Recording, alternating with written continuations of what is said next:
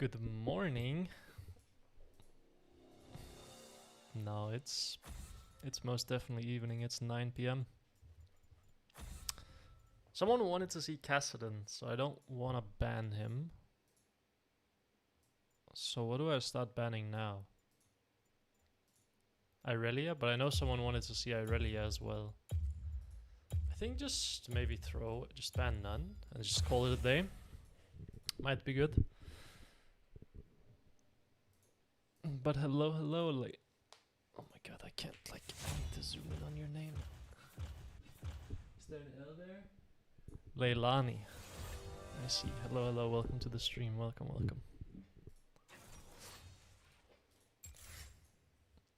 Oh, I cannot wait to be absolutely rusty.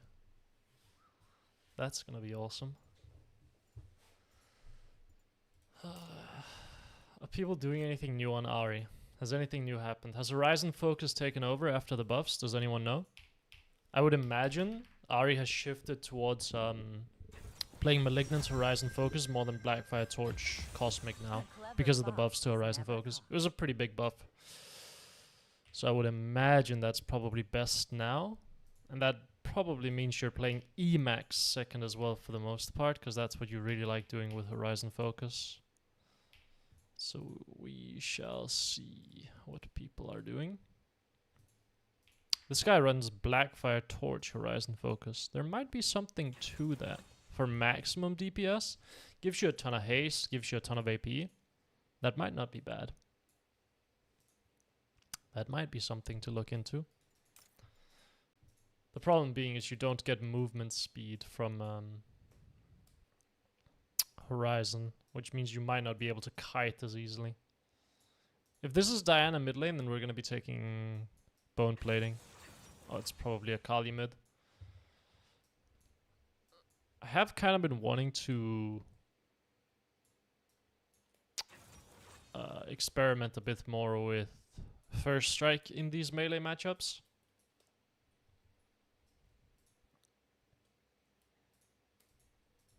But I mean, the enemy team looks quite squishy, so I think Electrocute might just make a lot of sense.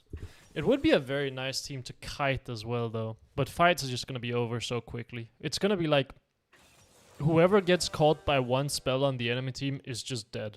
And there's nothing that they can really do about it. Wait, who's support on the enemy team? Is Mordekaiser's support? Is it Lee Sin support, Diana jungle? They're full AP, so we're probably going to be playing Mercs. Well, I say full AP, but they have triple AP. The biggest threats to me are AP, so we're probably going to be playing Mercs. Depends who's mid jungle.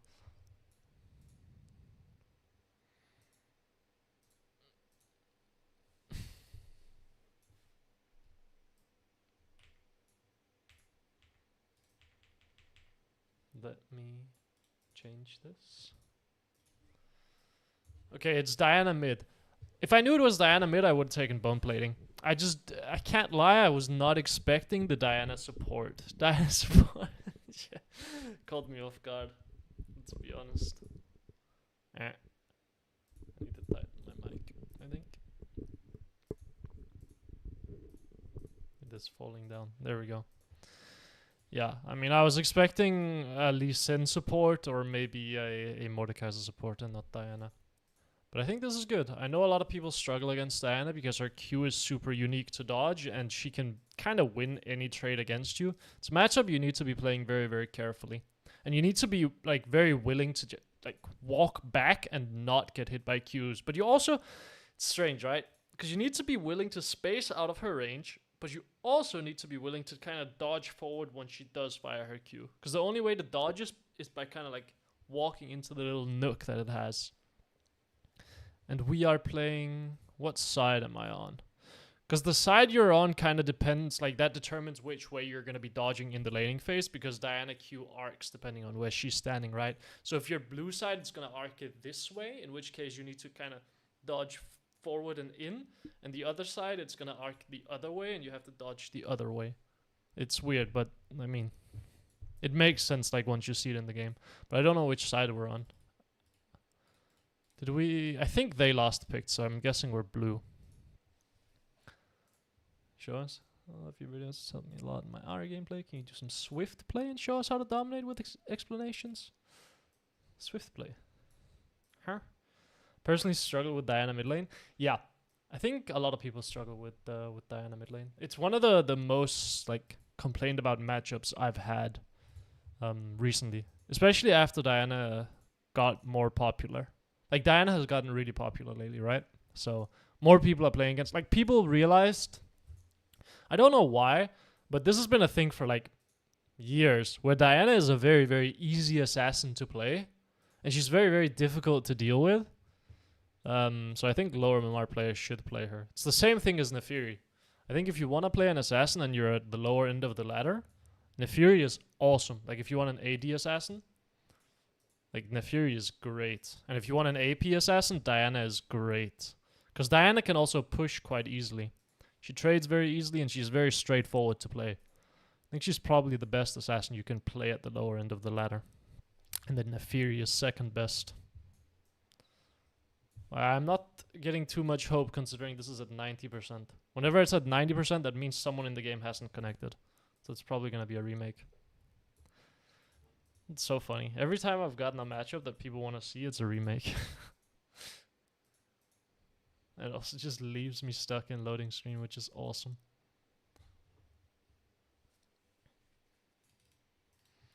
We're hitting gold MMR though. High gold. And some silvers. Ay, ay, ay.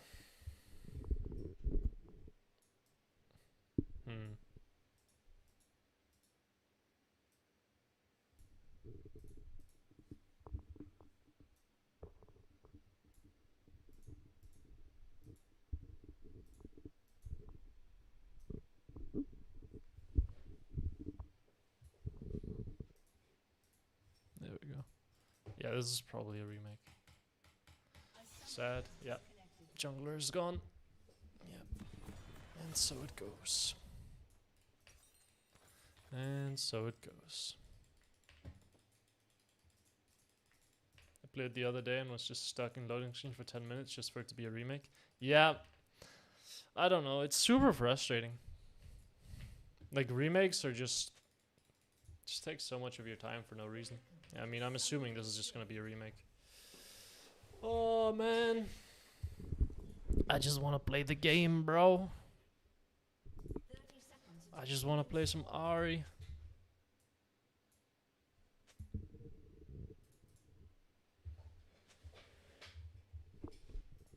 But alas. I want a game against Yasuo or Diana, because those are the two matchups people have been asking the most for. But again, remake. What can you do? Like,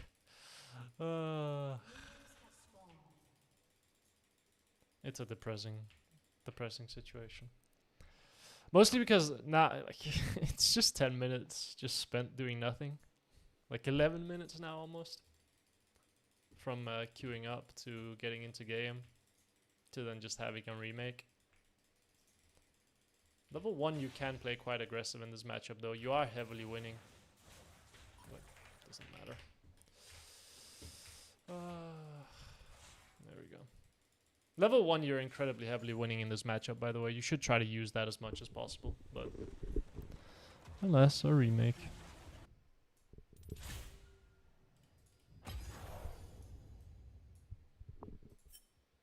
It is funny, like if you get the angle just right on this, then it sits.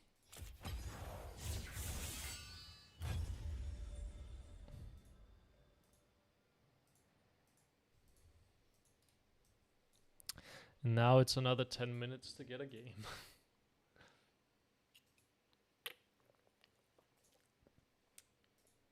This is the real reason why these climbs are so miserable. Getting into game just takes so long. It's like you'll play for 3 hours and you'll have played 5 games. Even though like the actual in-game time is only like 2 hours. You're just spending a third of your time getting into the game. Makes it very, very frustrating. To be honest. But so it goes. I wonder if Riot will ever try to fix that. I don't know how they would. Maybe make draft a bit faster. Hello, Wheel.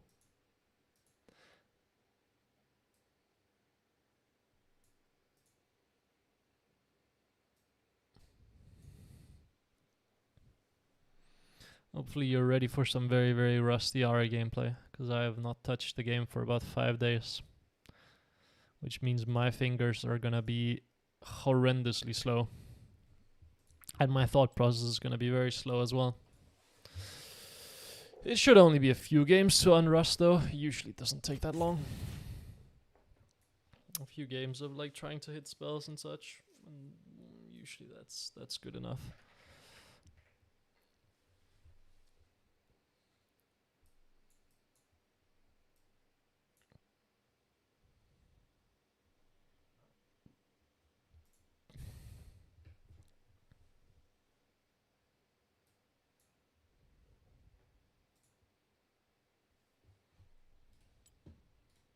Oh my god, my shop.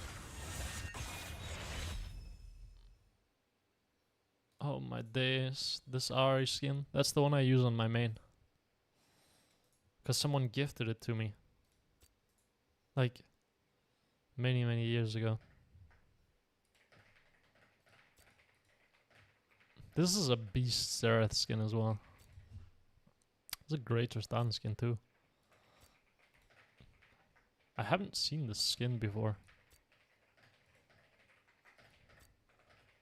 Dude, Lord Darius. Absolute classic. The first Darius skin released. In beast mode, man. Unfortunately, Dunk Master is the only good one. Or God King. God King. It's not God King? Is it God Demon? God Demon. Can I show unowned? No, I can't. That would be terrible if I could. Oh my god, this count as Bewitching. KDA All Out Kai'Sa. Truth Dragon Yasuo. Oh my god.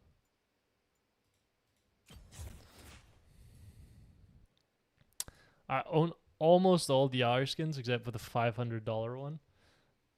That's crazy. You'll have noticed that I don't really have skins on any of like the actual accounts that I actively play on. I think the only one that I have a skin on, but I haven't played Ahri on my main for so long, like my main on EU West, and I think that's the only one of my accounts that has an Ahri skin. And that one has Star Guardian. Star Guardian is quite a nice skin though. I really like... Wait, which skin is my favorite? Because I've played with basically all of them at this point. Let me see, which one is my favorite? This one I haven't...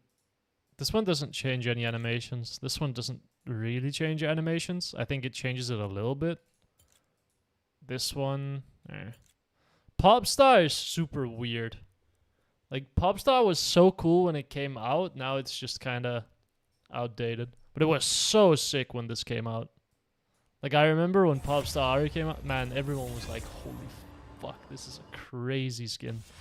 And now it's like, kind of sucks.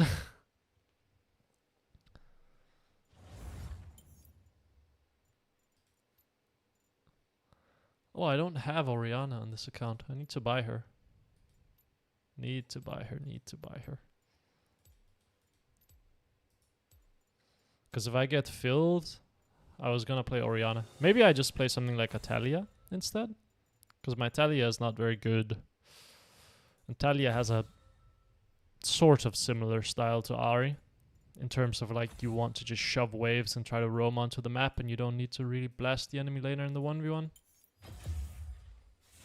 Oh yeah, Tryndamere mid has become meta. Showmaker played it in pro play, so now everyone is playing it is what I'm hearing.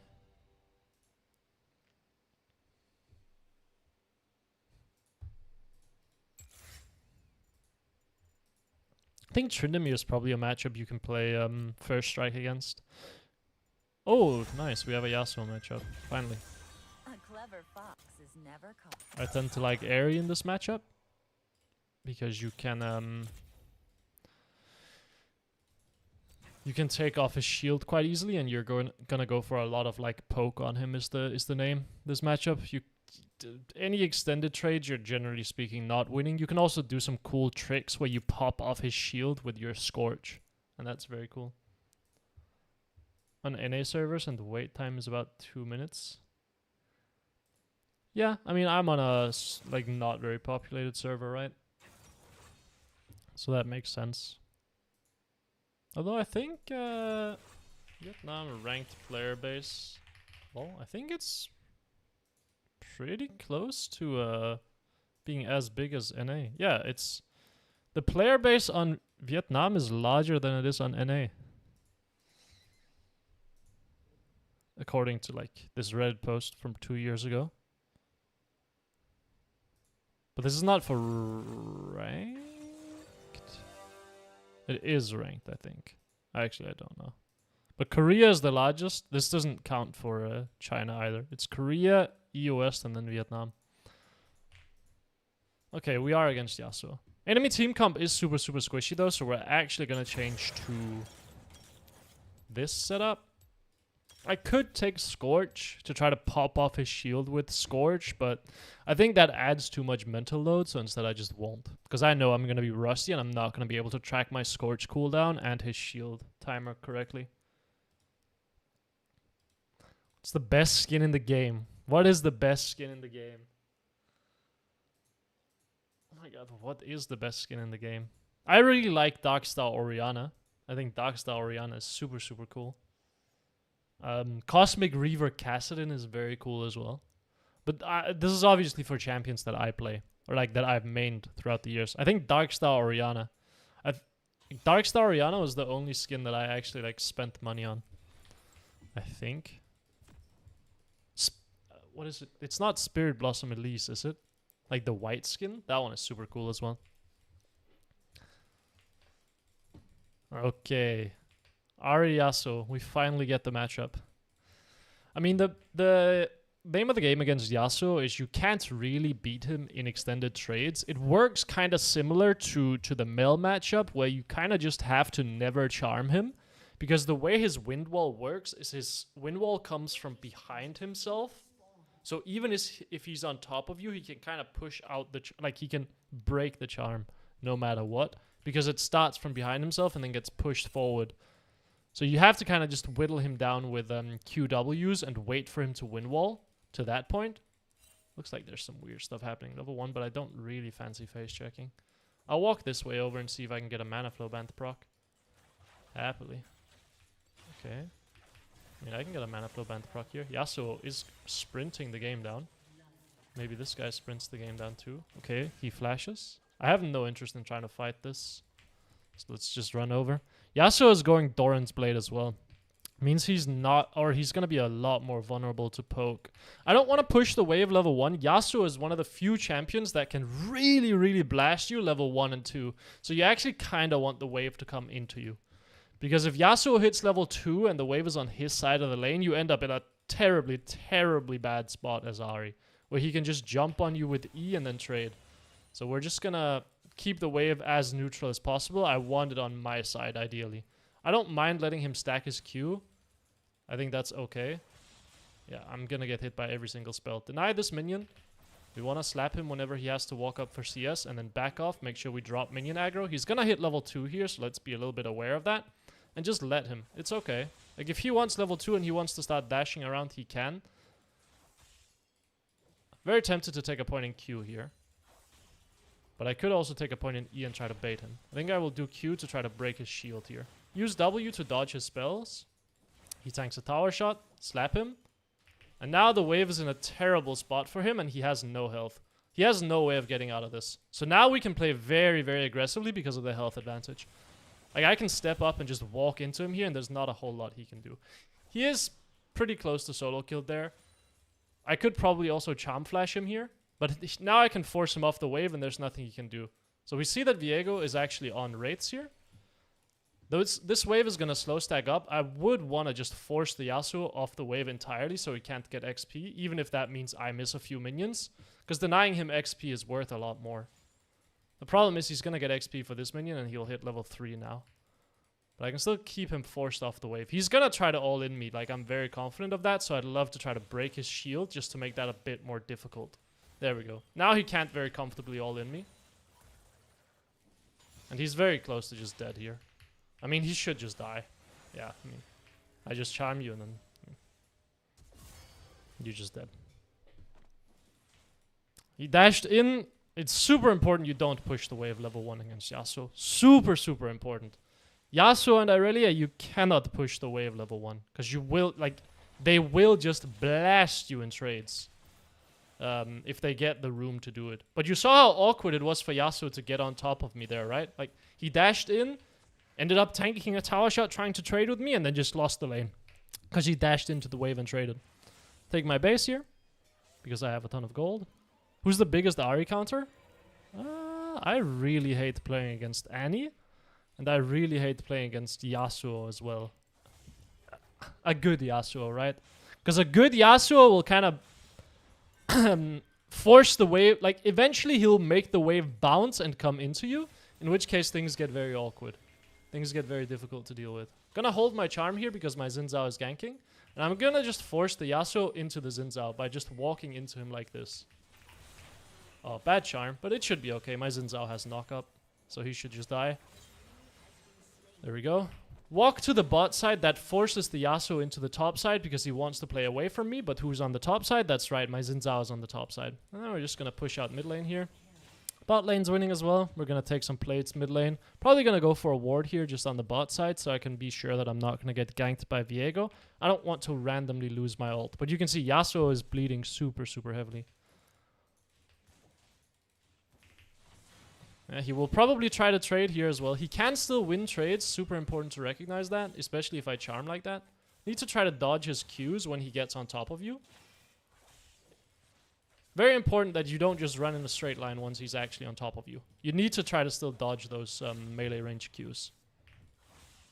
Keep queuing him. I will hit level 6 here, but I think he's going to have wall up by then, so... I want to take his... Well, that was just disgustingly played by me, wasn't it? I don't know how Viego got his auto off on me either, to be honest. If I hit Charm on Yasuo, I think I just straight up murder him there. And I get out as well. But wow, yeah, I can feel that I'm super rusty.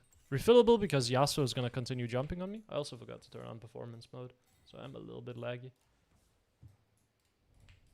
There we go. Bit better for the FPS. But this game should be over.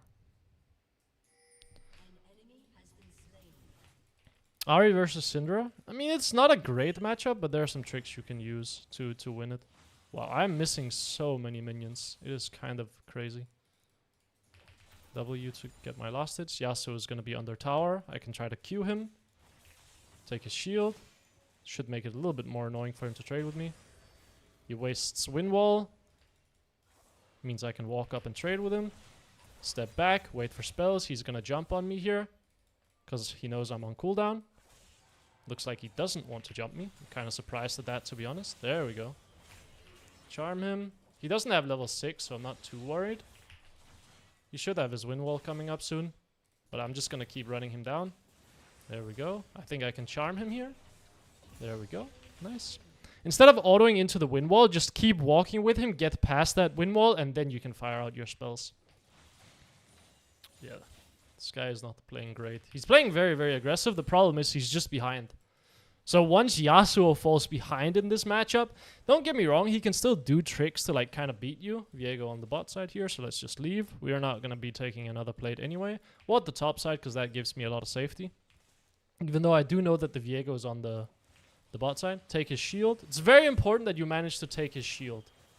If you don't take his shield, you cannot beat him in trades. Chunk him out and then just step back. He should be losing here again. Just because he doesn't have a wind wall, right? So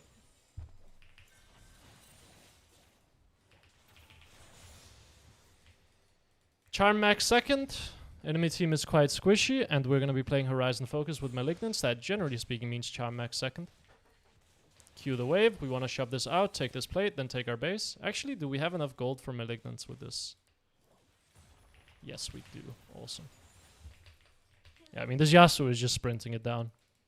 He made a mistake level 2 by playing too aggressively and dashing in and taking too much damage because I didn't push the wave. And ever since then, it's just been downhill. Right? Like, if you don't give Yasuo... Like, if you don't get lower MMR Yasuos, they're like level 2 where they can dash on you and do all their shenanigans while you're on their side of the lane. Usually, they'll find a way to hang themselves. Like, usually they'll just find a way to dash around all over the place, randomly take a tower shot, or not be able to, like, get on top of you because you're sitting very close to your tower. And then they'll just kill themselves, or they'll lose the lane like that. Like, you saw it happen with this Yasuo. It happens very frequently with the lower MMR Yasuos. Take his shield, charm him, chunk him out.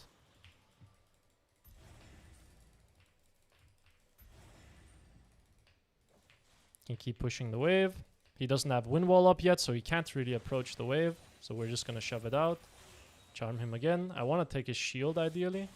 There we go. He's gonna try to jump on me, but I mean, it's just horribly losing. Even if he hits that, it's not winning, right? Like, I mean, yeah, you can try to move around all you want to, but I will just right-click you to death, my brother. I will just right-click you and you will die. And we can keep pushing mid. But this is what, like, this matchup is usually incredibly, incredibly volatile. Because Yasuo, like, he needs to full send it on you, and you need to know how to deal with that. And if you kind of panic against Yasuo because he starts dashing everywhere and you're like, I gotta fire out my spells, man. And then you just waste them and miss them, then he can murder you. I think Viego dies here. He's wasting W. Okay. He does not get on top of me. Take his shield. Yeah, he dies. Okay, he's given up. Okay. Okay, man. Okay, he had enough. He went 0 and 8. It's the 0-10 Yasuo power spike. Where have I been? I've been on my visa run to Thailand. Absolute miserable country. Would not recommend going there. That place is full degeneracy. Like, frame 1, you step out of the airport and you just smell weed. It's just crazy. Like, as soon as you step outside the doors of the airport to, like, try to get a taxi, it's like, oh, yeah, I can tell that weed is legal here. Which, like, at the airport feels insane to me, but so it goes, I guess.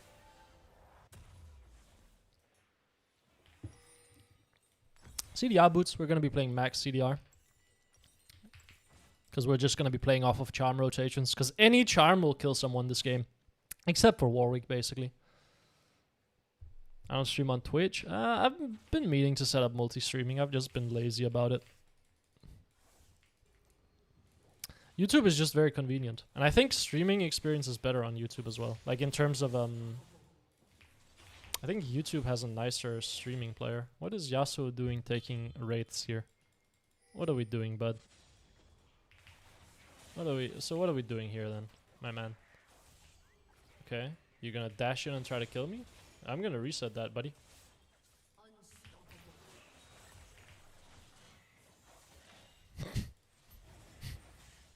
Do I let the chicken kill him? Yeah.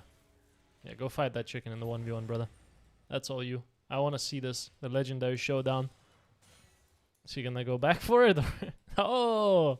It's time to proxy top waves. I see. Oh, man. That's so funny. I could have killed him there, but I think it's funnier just to let him live. See what he's gonna do. Oh, he just based. Oh, my days. Okay. So Viego is mid. If I can land one charm on him, he starts getting into, like, kill range. Now we wait for our other rotation. We ult, then we Q, then we follow him with ult again, and then he dies. There we go. Now Yasuo's gonna try to jump me. I'm gonna charm out of nowhere because he's not gonna expect that. That ult was bad. I can die here. Oh, he doesn't want to chase me. I could have lost my flash there if he chased me. Just gonna take my base. Like, Yasuo can be level 7, but if he blocks my rotation and I'm on cooldown, he will just murder me. Like, it doesn't matter. Yasuo gets on top of you and he blocks your full rotation, you die. Doesn't matter if that guy is 0 and 8. That's just how the matchup works. Like, that's how Ahri works. If you have a way of blocking her spells, she's useless for like a solid 8 seconds. Like, she's useless until this charm comes up again. And even then, she probably doesn't kill you, so she needs to wait for another, like... Yeah, she just needs like 10-12 seconds where you have time to murder her until she can retaliate if you block her initial rotation. It's very, very annoying as an Ahri player. But it's her weakness, right? Like, otherwise she would just be all strengths. So it makes sense. Okay, this should give bot lane timer to take their tower. So I don't mind just holding the Caitlyn mid lane. It means that my bot lane gets freed up. Completely fine by me. Okay.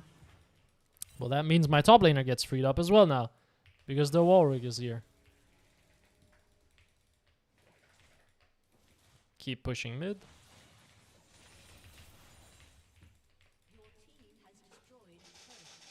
Take the plant. Slap this tower. Could charm flash the Kate, but I don't actually think I have damage to one-shot her.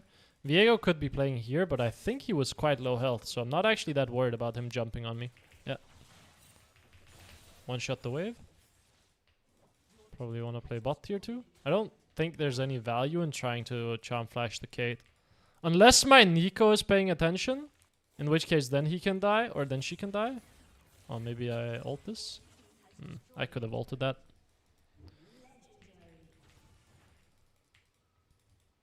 Go slap the mid tower. I mean, this game is over.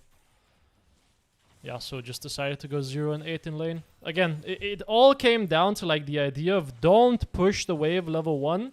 And the Yasuo also needs to be good enough to take E level 1 and then try to trade with you. Or he needs to be good enough to not push the wave level 1 with Q. And then you actually have a game on your hands. But so many Yasuos at the lower end of the ladder will just push the wave level 1 because they're like, oh, free push, in which case you punish them for that and you trade very heavily with them. And then they end up where the wave gets stuck and they're done. That's what happens. It's one of the matchups where you need to not push the wave level 1. Because usually I advocate for that. But Yasuo and Irelia, it's very important you don't. Because most melee champions, they don't get like access to try to murder you until level 3. Yasuo and Irelia get that at level 2. Which means you need the wave on your side when they hit level 2. For other champions, you need the wave on your side when they hit level 3. Or you need to already have a health advantage. But for Yasuo and Irelia, it needs to happen earlier. Which means you can't push the wave level 1. Because if you push the wave level 1, you give them space. And then the wave is on their side when they hit level 2. And then they'll dash on you and they'll win you. They'll beat you in any trade. It doesn't matter how much damage you've managed to deal to them level 1. Like, even if you're 200 health ahead, it doesn't matter. Irelia and Yasuo will hit level 2 and they'll take a winning trade on you. Like, there's no way to avoid it if you're on their side of the lane. So just cut that off entirely and don't get on their side of the lane early game. Hello, low ballin'. What do you think of Ahri versus Syndra? I've been struggling against her those last days. I think Ahri versus Syndra it's a tricky matchup. Ahri has tricks she can do to beat her. Ahri can solo kill Syndra as well. If Syndra ever misses her QE on you, you can just ult straight up. Like, you can just ult on top of her and you'll beat her. You can't ult into her to try to dodge her QE, because the E will still knock you back, and then you get into a bit of an awkward spot. But yeah, after level 6, you can kill her from around 60% health if her E is on cooldown, and you hit all of your spells. And a lot of Syndra players don't know that. Ahri beats her in the like extended fight during the early stages. Now, once you get into mid game, Syndra lands 1 QE on you and you die. In which case, well, welcome to having to look for flanks. And welcome to needing to dodge her QE. Otherwise, you do die. But if you land a full rotation on her, you can also kill her. The problem being is usually what will happen is you'll open on her from a bush.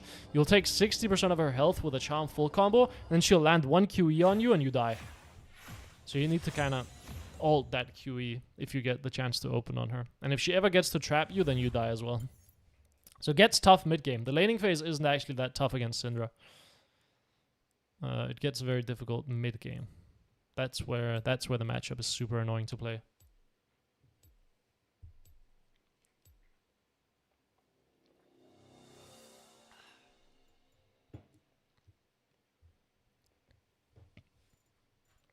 Let us ban nothing. Maybe I should like ban Pike or something. I should just ban Dr. Mundo. Dr. Mundo, most frustrating champion to play against as Ahri. So annoying, because there's no way to kill him.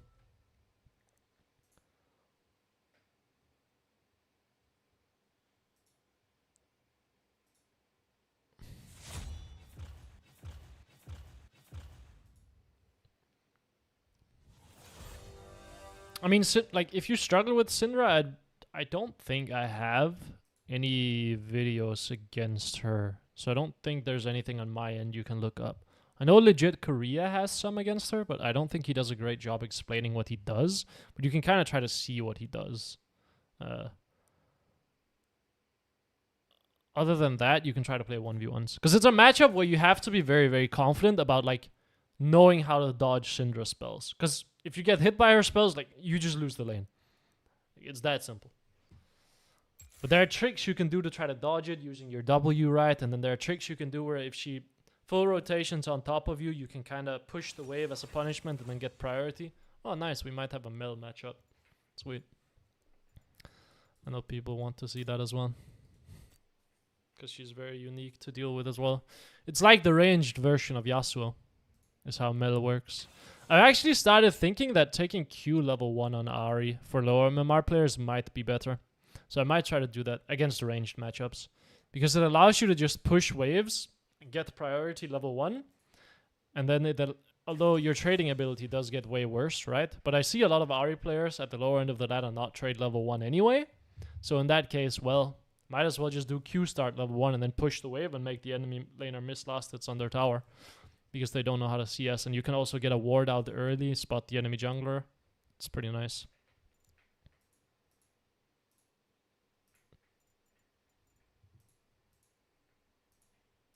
Thank you, Zora. Yeah, that's Mel mid lane. How do we deal with Zed? Learn how to charm behind you. Like, learn how to charm him out of his ult every single time.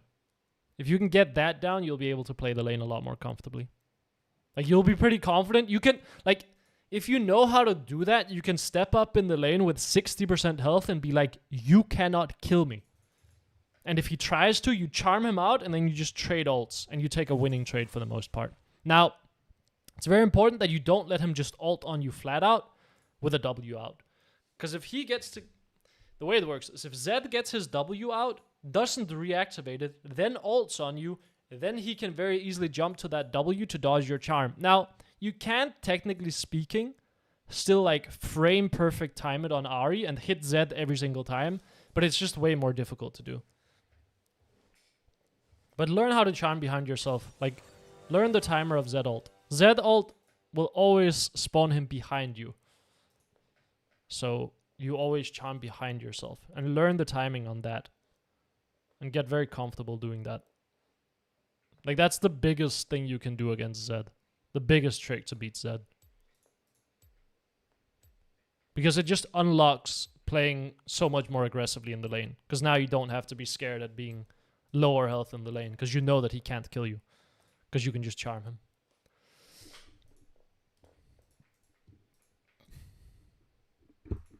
No bans on my team? I think we banned Yasuo. Yeah, people on this server love doing no bans. I'm doing no bans because I banned Kassadin and then someone commented, hey, I actually kind of want to see you play against Kassadin. And then it's like, oh, well, I guess I won't ban him then. Okay, we're going to be doing Q start level 1. Q start level 1, and then we're going to just push the wave and we're going to make this Mel miss last hits on the tower. Although Mel has a very easy time last hitting on the tower with her passive, actually, now that I'm thinking about it. But I want to do it anyway because I want to try to see if this is something that I should recommend lower MMR players to do against ranged matchups. Like, take Q at level 1 every single time and just shove the wave. Because a lot of them don't. Like, once you get to this level around, like, plat, you should be able to punish enemy or, like, force level 1 trades with timers on your minions. But I might as well still just test it out, right? Like at this level, what you should be focusing on is proper trade timers for the most part. Like learn how to take trades against the enemy laner. Because you should already know how to push out, how to push safely. Your basic spell rotations and everything. So you need to learn how to trade efficiently in lane now. Once you get to around the gold platinum. Need to learn how to take good trades. Need to learn the windows you have to trade.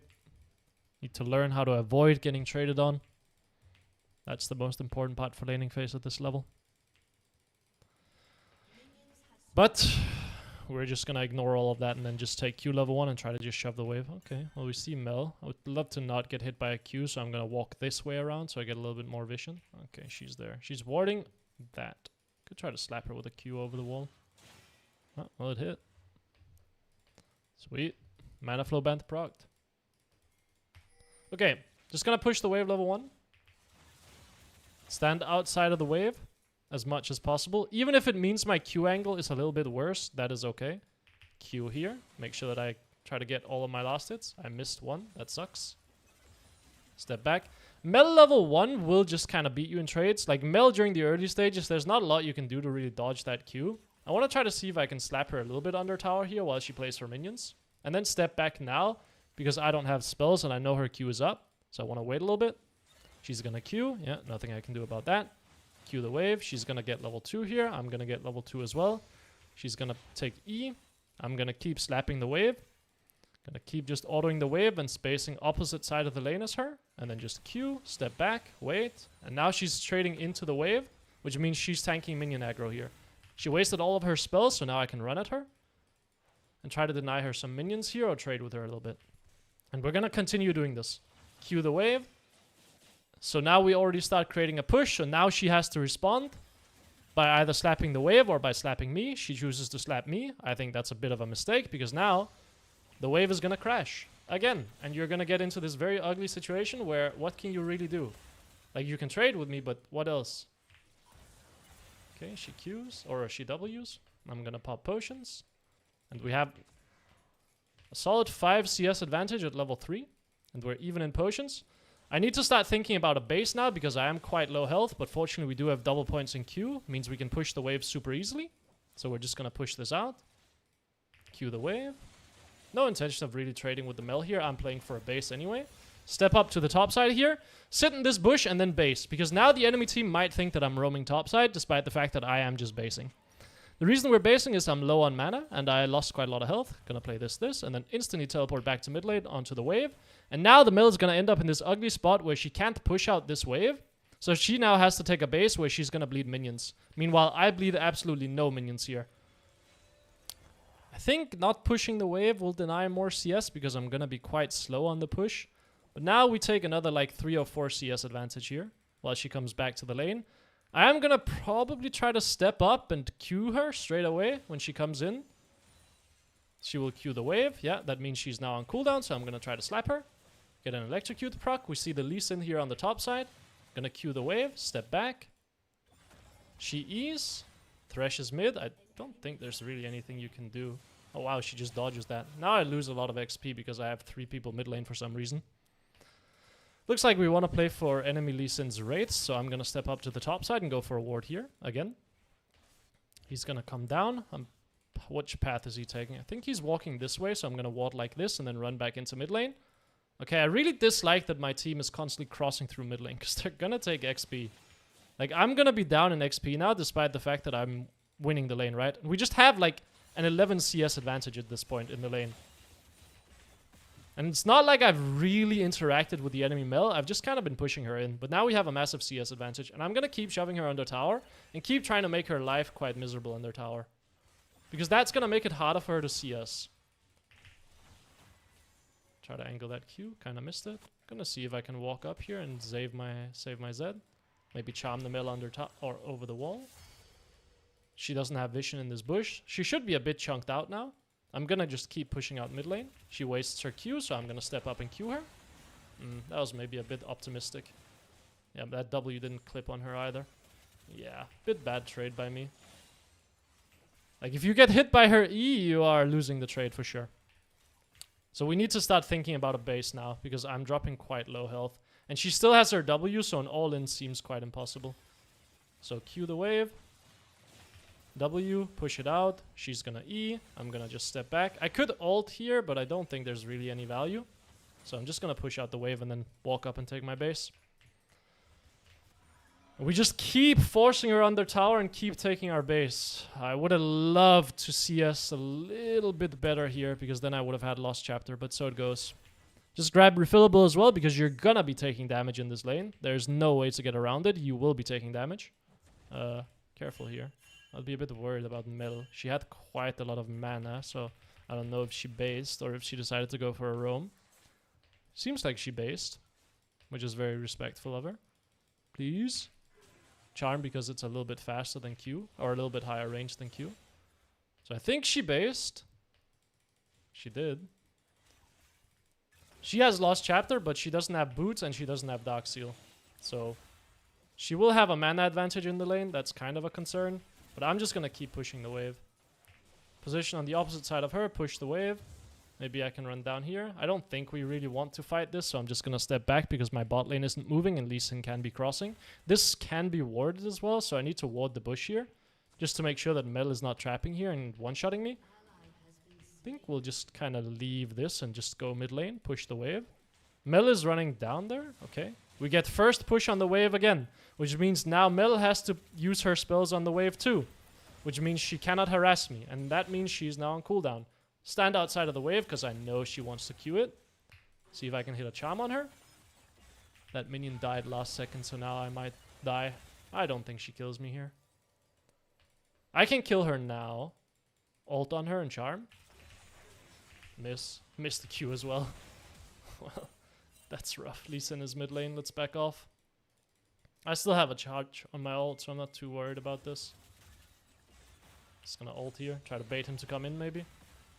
Could maybe charm flash the mill, but I think her W is actually up again, so I'm just gonna push the wave instead. I don't really like what you're doing here, if I'm super honest. Charm the Lee Sin. I don't have mana, so I guess he will just escape. Mel gets killed by Zed. Push the wave out, take my base. W to get my CS here. Could maybe even go for a plate, because I'm gonna have teleport coming up, so I can be super, super greedy here, because Mel doesn't have teleport up either. So I can take this plate and now walk back in base and then burn my teleport to come back into the lane the same time as Mel, so she doesn't get a timer to do something. But I don't actually think that plate helped me at all. It didn't give me gold that I like desperately needed, so I think that was actually a mistake. Because I lose my teleport for a plate, which, don't get me wrong, is good, but I can't spend that extra gold on something. Actually, I can get CDR boots, so I think maybe it's okay. You start Q versus Mel? You can. I explained it earlier why I did it. Like, it's something that I want to try maybe recommending lower MMR players do. Gonna do Charm Max. Again, enemy team is quite squishy. We can play off of one Charm. Now, moving into Fog against Mel gets very scary, because if she hits an E on you, you are just losing. Can you W out, please? No? Oh, you might just die then. You might be cooked. I don't want to charm her. If I charm her, then she gets to charm my Zed. Yeah, I mean, that's just, like, just stupid, isn't it? Need to flash. Like, I need to spend a lot of time playing against Mel in a custom game. I need to get a feel for how her reflect, like, aims the charm. Because I'm just not able to dodge it. And I feel like it shouldn't be an auto hit. We can play this. Oh, like, you don't want to play it? I think it's good, actually, to play it. She shouldn't have it up again. Yeah, it's a long cooldown. Oh, we can play it. He's no Q. No Q, no Q, no Q. Hit a charm. Then my threat. It's okay, it's okay, it's okay, it's okay, it's okay, it's okay, buddy. It's okay, it's okay. You did your best. You tried your best. It's fine.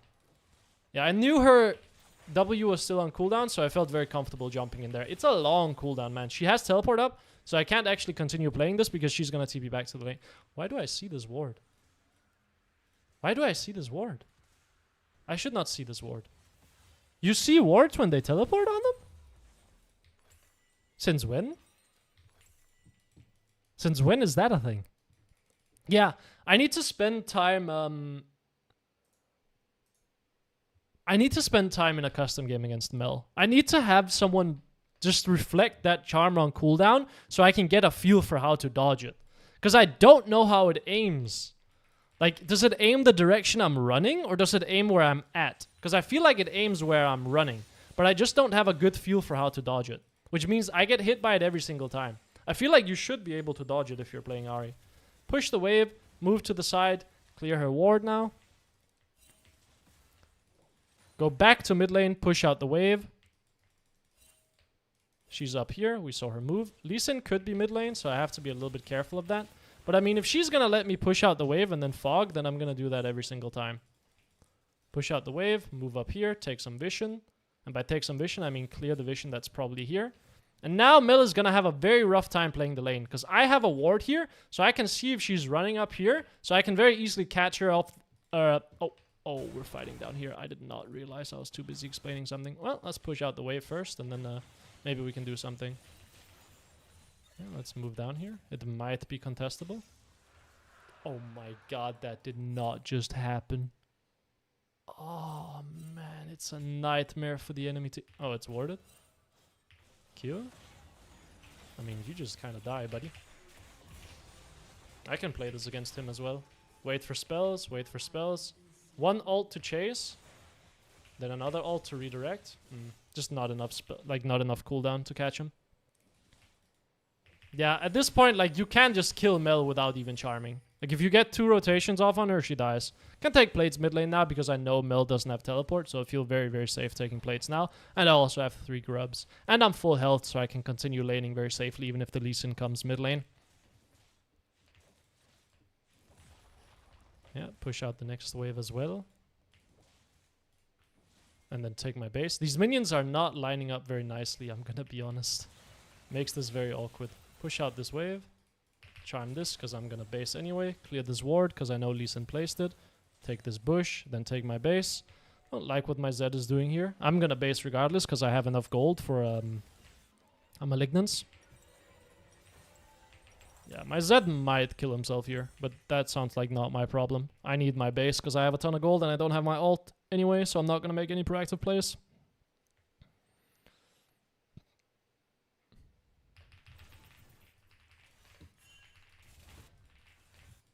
Name of the game, we're just going to continue pushing mid lane and trying to force trades against the Mel. If she steps up, if she does not step up, we will just take our push and then fog and roam. Ideally, I want to clear all the vision on the side bushes because that makes it impossible for the Mel to follow me. Either that or she is going to follow me, in which case I can chunk her out very heavily over the wall. But I don't see a roam that's possible, so we'll just return back to mid lane. Mel is roaming bot lane, so I'm not going to follow a roam here. I'm going to say this is a very big mistake by Mel. She roamed without pushing out the wave, which means that no one is defending mid lane, and she's not capable of forcing a play on the bot side here, so I'm just going to take her mid lane tower. And I know Lee Sin is on the top side as well, but I'm going to assume he's low health. I'm going to try to cut off the Mel over here. She's going to be pathing through mid lane like this. And I'm going to ult on her straight away, and I'm not going to charm. I'm just going to ult her down. Okay, well, Lee Sin comes mid lane. That's a bit awkward. I could have maybe tried to take her... Does she die? No, not quite. But I take her flash. Even without charming. You just can't charm against her. You just need to not charm against Mel until she uses W. Unfortunately, that is just how it has to go. Lee Sin can come mid lane here, and he can probably kill me because I don't have my ult available, so we need to be a little bit aware of that. And then we need to push this wave and just take my base. I don't have my ult up anyway, so I might as well spend that time where my ult is on cooldown in base. And now we need to start accelerating the side lanes. So we're probably just going to look for a lot of roams on the bot side. And we're going to move into Horizon Focus after the buffs. Oh, I don't like you roaming. I don't like you going mid here, if I'm honest. You should just keep laning bot lane, and then we can force a dive as a 4-man. And we can probably break the game open by taking 2 towers bot lane. But with Yunara mid lane, it feels way more impossible to play through the side. Because I can't make any progress. Like, I can't make progress against the Mel in the bot lane here. So if she runs bot lane, like, I'm just going to keep pushing the waves and see if I can look for a play on mid lane. But I can make a lot of progress if Mel is on mid lane. Because I can push out the wave and then take more space and more easily force a proactive play on the bot side. But that is okay. We're gonna play Herald, so it's okay. Gonna walk up here, sweep this bush. Okay, there's a Braum there. Gonna run away then. Just run away from the Lucian. I want to take his shield though, if at all possible. Not quite. So they have 2 people bot side, so my team should be winning. They can be over this wall here, so I need to be a little bit careful. Yeah. Dodge that Q. Get hit by that Q. Need to ult then. These fellas do one-shot you. I aimed for the Lucian there. Well, that's okay. My team should be winning. Kind of greedy. I didn't think they would run through mid here. I thought they would trap here.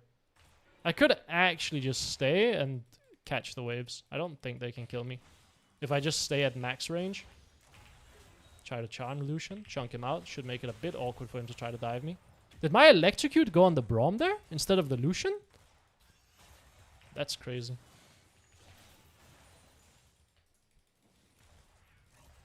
I think I can just push the wave safely from range. If Braum jumps to a minion and then ults, maybe I have to flash, but that's kind of it. I can take my base here. I have Horizon Focus. But my team should be making progress while all this is going on. Because, I mean, the enemy bot lane is the only lane that's strong, right? And I'm holding 2 people bot lane. So my team should be, like, massively, massively stronger than their team. Because they have numbers advantage and all of the champions on the top side are very weak on the enemy team. So it should be a massive advantage for us if the enemy team sends Lucian Braum bot lane. Like, we should be able to just break towers. Oh, I don't like what's happening here. This is a big fight. I think I might have to teleport. This is a big commit. Look for Lucian. Ult on Lucian. Q. Bad Q. That's okay. Can still follow him. Go on Braum. Run bot lane here. No reason to go mid lane. Why not? Because I'm not needed to be able to pressure mid lane, so I might as well just run bot lane and look to take this tower instead. I don't want to do Drake. There's no reason. Just take mid tower. You can just take mid tower, brother. You can just keep pushing mid and take the tower. We will take 2 towers instead of a Chemtech Drake. I promise you, it is so much better. Like, Drakes are... They just don't matter compared to towers. Like, towers give you gold. That will win you games. Drake does not matter that much. Yeah, this is... Yeah, I don't like this play. I think people really overvaluate Drake, especially at the lower end. Like, you lost about... like you lost about 2 kills or a kill worth of gold there playing Yunara. And you lost a big chunk on this tower. I think in pro play it makes a lot more sense because like Dragon Souls can actually happen a lot in pro play. But lower end of the ladder, the game is usually not decided on Dragon Soul. The game is decided a lot earlier than that. Q, run away. Enemy team has 2 people bot lane, so happy days. That means my team should be winning on the cross map. Braum still has his shield up, so I can't really force an all in here. Oh my god, that's Ludwig. They could trap this. They could trap this as well. I don't think they're good enough to walk behind me here. And if they are, I can still get out. Okay, they run mid lane. Nice. I can just safely push out bot lane then. And then walk through the enemy jungle. Gonna walk this way, clear their vision, and try to trap whoever runs bot. So no one can run bot here because I see everyone on the map, right? I know where everyone is, so I'm just going to continue applying pressure bot side. Sweep this area just to make sure that they have absolutely no vision. I'm not going to make it in time for this fight either, or in time, so I'm just going to push out bot lane. I'm just going to apply pressure bot side. My team can fight up here all they want. This fight is moving away from where I would be coming from, right? I would be running this way over, but the fight is moving to the left. So it's not like I can actually join that fight. The fight would be moving away from me. And my teammates have decided that they are just going to all-out fight that, which is awesome. But I will just be taking this bot lane tower. Now, if the fight was moving towards me, I would be joining it. But it's moving away from me, so I'm not going to join. Is my Renekton 1v5ing?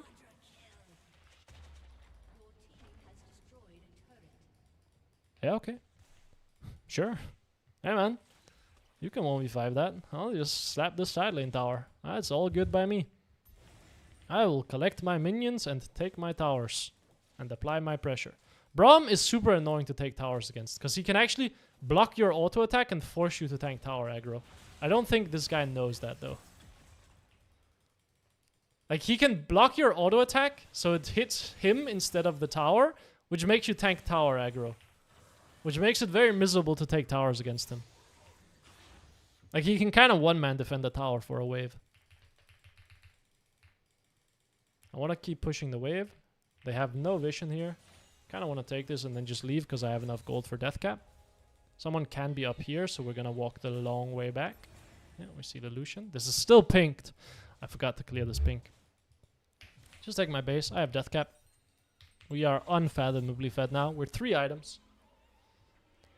More fed than my Renekton because I'm actually just side laning and taking waves and taking towers, despite the fact that he has 11 kills. I can TP topside here if needed for the Atakan. I could also have opened mid lane here to catch this wave. I think that would make a lot of sense, but I don't mind just continuing driving pressure through the side lane. My teammates say I'm AFKing when I'm side laning. Well, I mean, the thing is, are you like actually looking for opportunities to roam? And are you actually pressuring something significant? Because there, that roam is just... I valued that as being impossible because the fight was moving away. But if that fight moves towards me, I'm moving to that. I'm not just slapping the tower. Or if the fight stays around mid lane, I can also look to move to that. Oh, maybe I should have TP'd top lane here. Keep pushing out bot lane. Now I'm going to run mid lane because the Mel is going to rotate over to try to defend this. I could TP top lane if the enemy team tries to defend this tower or try to attack this tower. Gonna push out mid lane and maybe try to take their mid lane tier 2. Could TP up here. I mean, this TP looks great, doesn't it? Yeah, I think it looks good. Oh, you are playing this a little bit fast though, if I'm honest, brother. But maybe it doesn't matter. Come from fog. Q. He dies. Look for Braum. There we go. What to do next? Enemy team is gonna run top side. Renekton is gonna clear the waves. I would love to move around this way and see if I can chunk someone out as they come up here. Looks like they have too many wards. If I can clear this, that would be awesome.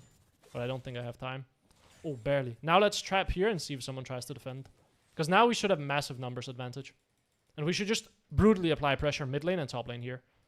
I'm going to sit with my teammates here. Why? Because there's no way I can get anywhere else to apply pressure. There's no way I'm getting bot lane here. And we have numbers advantage, which means we can drive advantage here on the map.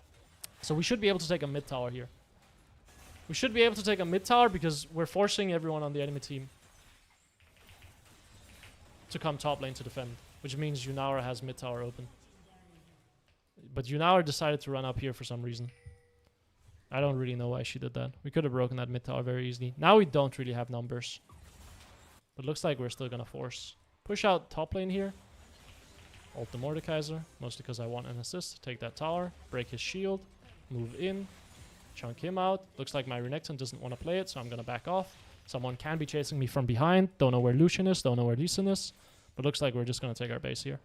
Yeah, Yunara again has a chance here to take mid tower. But she just doesn't. Like, she knows no one can be there. She's very aware no one can be there. But she just doesn't want to take it. Enemy team is kind of starting to build magic resist. So let's move into a void stick. Open through mid lane here makes a lot of sense. Because I'm extremely fed and I just want to force fights. When that happens, you kind of just want to open through mid lane and move around the sides and see if you can clear vision in the enemy jungle and then set up for a pick. So I'm not going to show on the mid waves here. I'm going to run around the side here and sweep and then just sit in fog here and try to look for an ult charm on someone. So sweep this. Sweep this. I could look for Braum maybe. Look for Lee Sin next. Look for their backline. Big chunk. Then flash. I mean, I stalled a lot of time there. I'm kind of wondering how it took 3 players of our team so much time to kill the Lee Sin after he was half health, but so it goes, I guess. I mean, I landed a ton of damage on enemy backline, so it should make them feel pretty impossible about playing that fight. Even though I didn't kill anyone, I chunked everyone out, which made it very difficult. What was my Yunara doing in all this? Was she soloing Drake? Yeah, the Yunara loves her Drake. I'm just gonna take my base here because I'm low health and I don't want to give over a 700 gold shutdown, especially when I have mage eyes as well. Upgrade my boots, maybe? Nah, let's save for a void stick. Yeah, I don't really know what my Yunara is doing. I feel like she's very dizzy. She's just kind of running around. like, I don't know what she's doing. She's like, let me take the Drake. Let me take the wraiths here. Let me take the red buff. Let me just kind of run around a little bit. Like a headless chicken. Gonna push out mid lane here and then again look to move into the enemy jungle and set up a trap. Probably want to be on the top side because we want to play Baron. Probably could also just run up and push out the top waves here actually. I want to chunk out the Braum a little bit here. Okay, so we see everyone on the enemy team here. I have no intention of trying to fight this. I want to push out top lane first because that's going to give us, or that's going to give me the opportunity to move in up here behind the enemy team and then trap a Baron. I don't want the enemy team to be able to contest Baron super easily. Now, the enemy team can send a lot of people up here, so I have to be a little bit worried. Like, Mordekaiser can come here, Mel can come here, so I have to wait a little bit until we have more vision. Or until I see more champions on the enemy team. Until I want to actually step up further in this lane. Push this out. I see 2 champions. I know Lee Sin is bot side, but Mel was the one on the top side, so she can still trap. Okay, we see them. My Thresh has killed himself. Not ideal, if I'm honest. Maybe trap here. Did you see me? Chunk him out. Maybe ult for a one-shot. He W's. That's okay. He flashes. He dies. Something is happening over here. Maybe I can help my Yunara. They don't have vision, so can play. Look for Braum. Kill Braum. Hey, can you kill him? What are you... You don't need to play for resets. I need to play for resets. It is your job to kill him, man. Oh, Yunara, Yunara, Yunara. Man, man, man. Oh my god, how did you miss that? Am I okay? Help, help, help, Hilfe, help! Oh my god, you are missing every single spell, bud. You missed 2 Qs, man. That's crazy. Ah, my Yunara is completely griefing the game, by the way. Like, just completely sprinting it. Making this game absolutely miserable. TP bot, TP top. There's probably going to be a fight top side. TP barely out of vision, so the enemy team doesn't know I'm here. Maybe this is a bit of a desperate TP, like a bit of an ambitious one. Let's move down here, clear some vision. Do we have a sweeper? Can I get a sweep? Okay, perfect. Oh, be a bit careful here. Not a bad one. Maybe I need to ult here? No, I think I'm okay. I don't get stunned. If I get stunned, I die. Can maybe play it. If someone moves through here. Yeah, Braum dies. Okay. Mel can be here, so I'm a little bit worried. And there she is. Am I just dead? I need to kill her, otherwise I die. Yeah. So it goes, right? Should be okay. I think we end the game off that. Nice. Nice, nice, nice. Yeah, I knew the Mel could be there, so I was a little bit worried about doing that. Probably shouldn't have, if I'm honest. Should have just ran top lane and applied pressure. Nice, good game. I like that game. That was good. My Yunara was absolutely griefing the entire game. I think a good game against Mel. That was a really nice game against Mel. Guy was plat as well, I think. Ah, gold 3. Not quite. It's so funny. Like, look at how far down he was. Like, he was down 5k gold, and he still had, like, second highest damage in the game. Oh, never mind, my Renekton did. But it was close. I still find problems in camera planning. Yeah, it's difficult, man. Like, it's a hard skill. It's a very, very hard skill. But that's why it's so important. It's like a super high leverage skill as well. It's not something you need to be perfect at. It's just something you need to, like, get the basics down of, and then you'll see a lot of success. But, like, it's super, like, weird to start doing.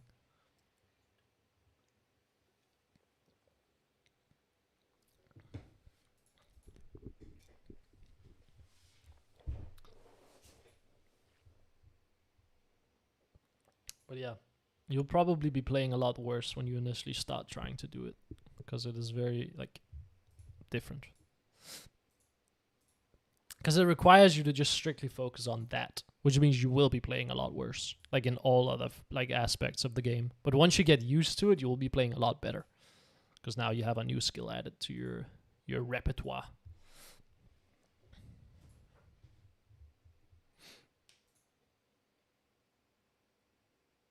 Yunara GG. What is that emote? Wait, that is such a funny emote. Wait, what is this?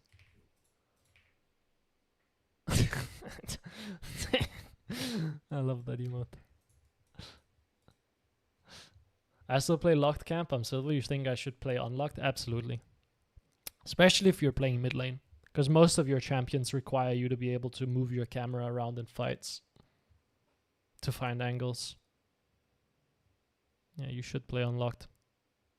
Especially on Ahri, because what feels very weird on Ahri is like, if you play on locked camera, when you ult, your entire fucking screen shifts. And it's like, Jesus Christ, that has to be the most disorientating thing that I've ever seen in my life. whenever I press my R key and I dash, my entire screen shifts and I have to like reorientate myself, like where is everyone on the screen? Whereas if you're just like playing unlocked cam, like you're the one that's moving and everyone else stays like in the same spot on the screen. How are you doing? Let's see.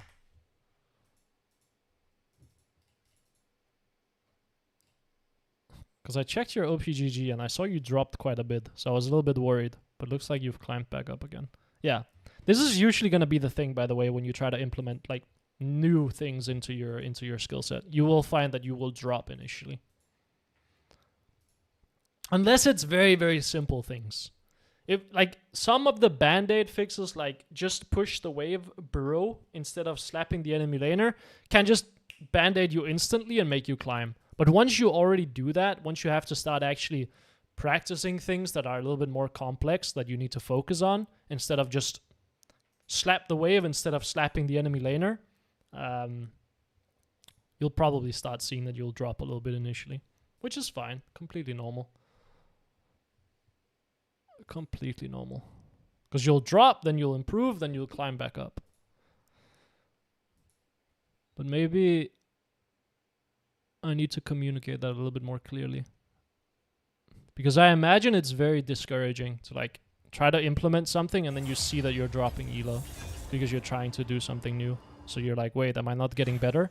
But like that's part of the process of getting better. Support, eh?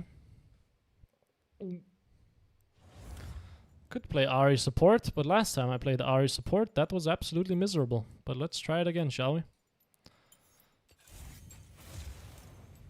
Someone said tank Ahri support. Has someone been doing that? Let me see.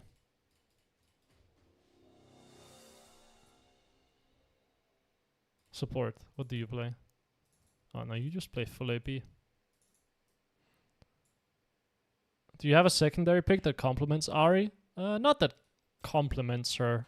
I have a secondary pick. What do I want to ban? What sounds miserable? Nico sounds very annoying to play against. Maybe you should ban Mel, actually, support. Because I think when you're playing support Ahri against the support Mel, you don't have any of the tricks you can actually use to beat the champion. You just kind of lose. Conqueror Ahri? Is that the tank setup? That sounds terrible on support. Someone said tank Ahri, but I don't know what rune you would go with tank Ahri.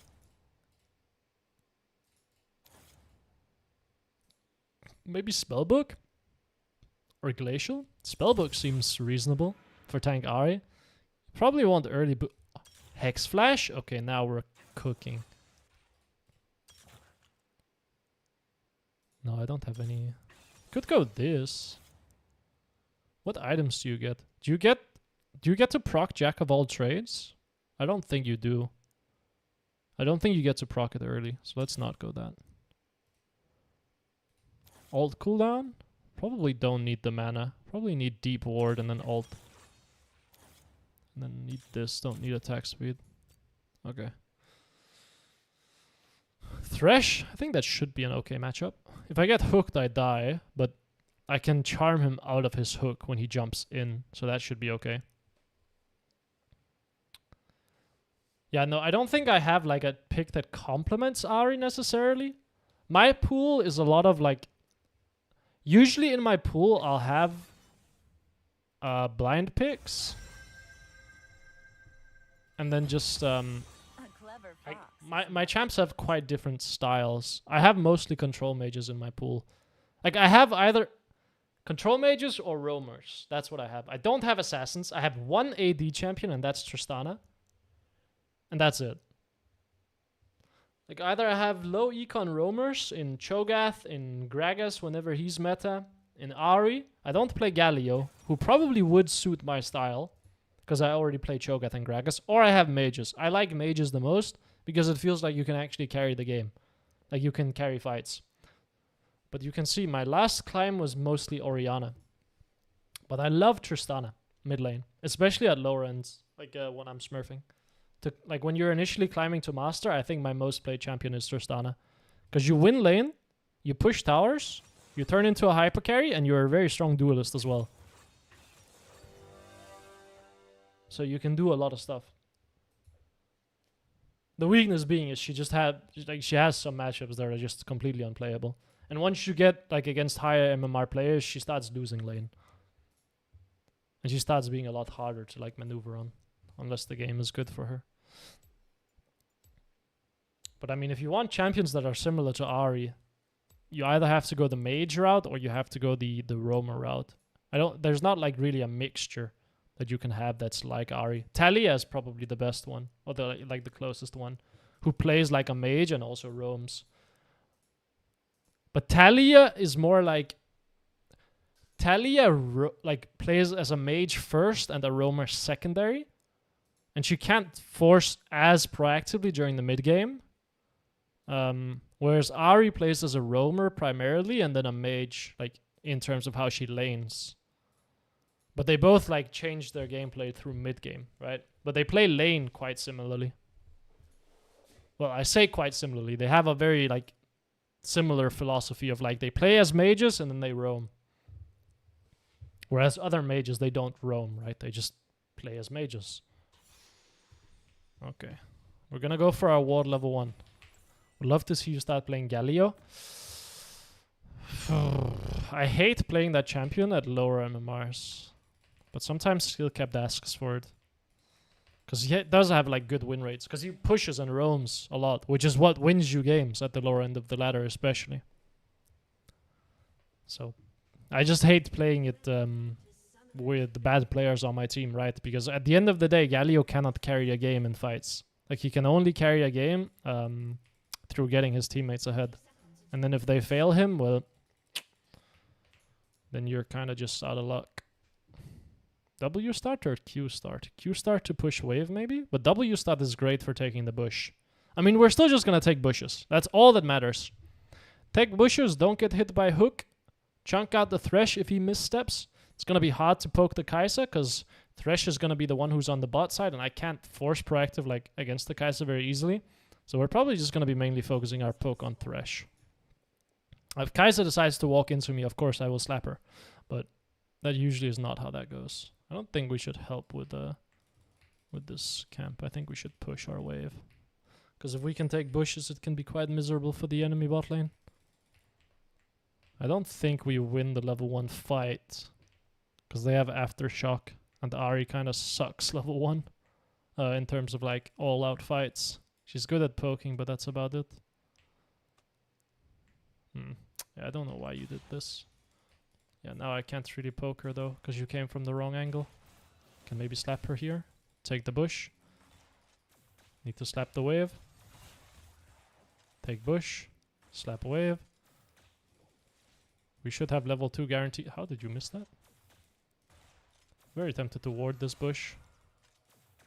Slap this. Slap Thresh. I need to flash maybe? Oh, he didn't ignite me. I think big mistake on his part. If he ignited me, I would have flashed. They could have all-ined me there. Maybe Charm Flash? Ah, my Lucian is so passive. What? Do you not have dash? Like, what's going on, man?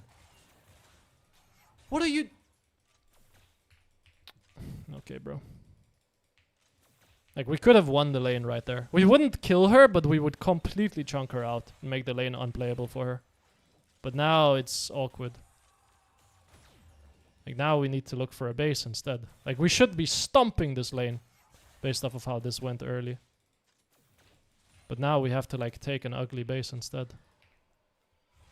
I need to turn on performance mode.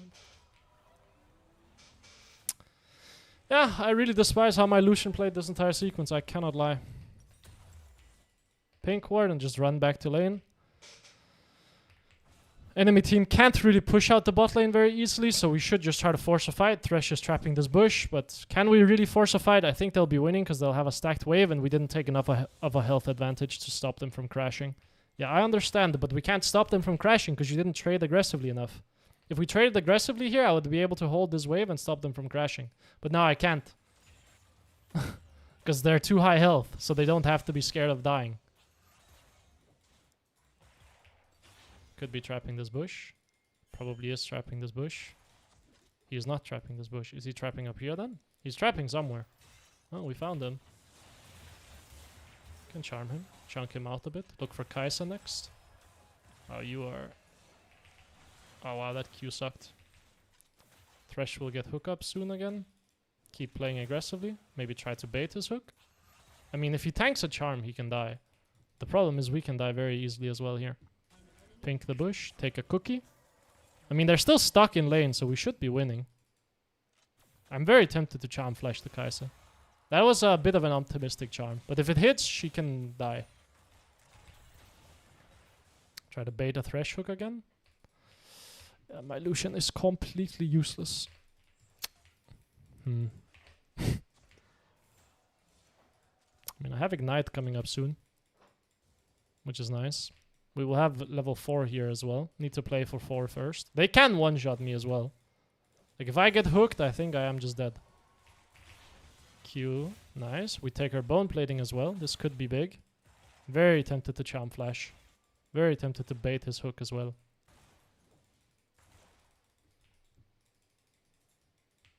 Okay, now we have push, so we should be able to play quite easily. Q the Thresh, run away. Don't know where the Viego is, but we have a decent amount of vision. You can die here, buddy. Oh, well, that's awkward. If I hit that charm, he dies.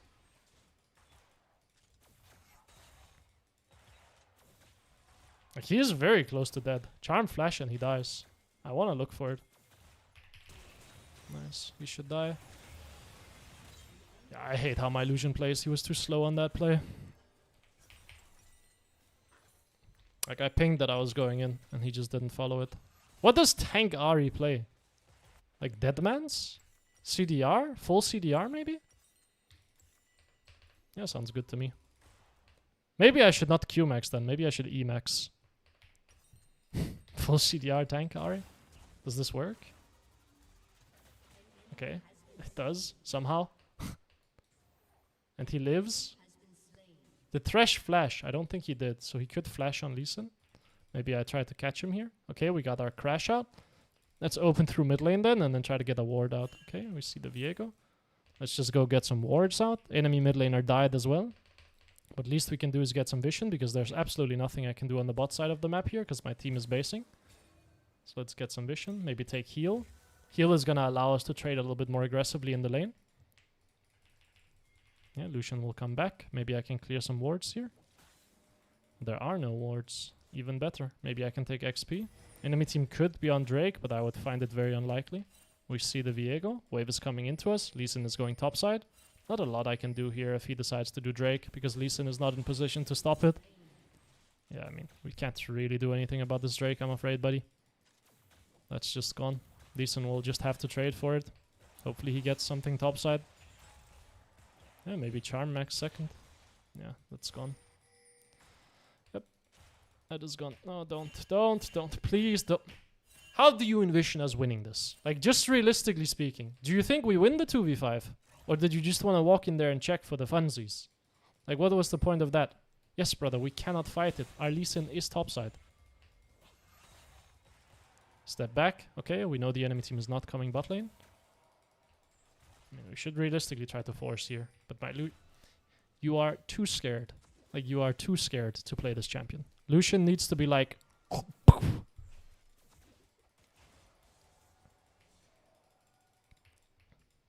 You need to play with your balls on the table when you play Lucian. Like, you need to be very willing to be super aggressive. Otherwise, your champion is kind of useless. Yeah, well, I mean, we can just lose the all-in here. Oh, well, good night, buddy. Don't flash. Yeah. Just go down nicely. I mean, there, we just lost track of Viego. I thought he was going topside. I did not track that he was on our bot side here. Not a bad play by Thresh either. Cue the wave. Think get level 6 and then just start roaming a ton. Seems like the play here. Because Lucian is not very good at laning, so I don't think we can really make progress bot lane. Like, if we're being super honest. So I'll get level 6 here, which is nice. Nice. Play this slowly. Why are you playing it like this? I don't understand. You're dealing no damage. I need to be careful of a Kai'Sa ult here. Q. Nice. She dies.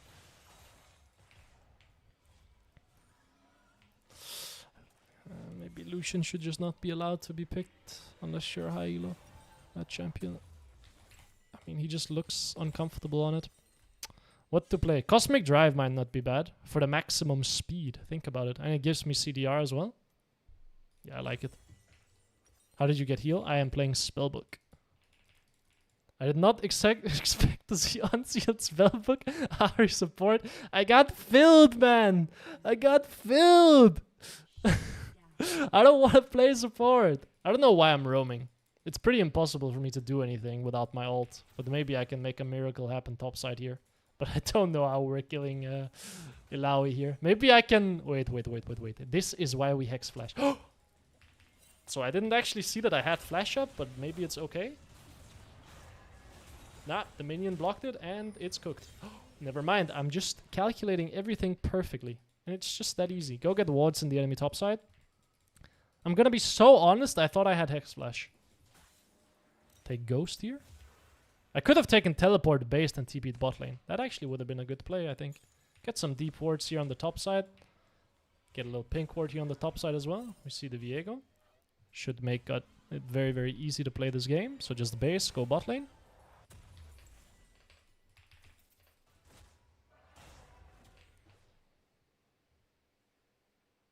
Late stream? Yeah, it's more a US friendly time zone.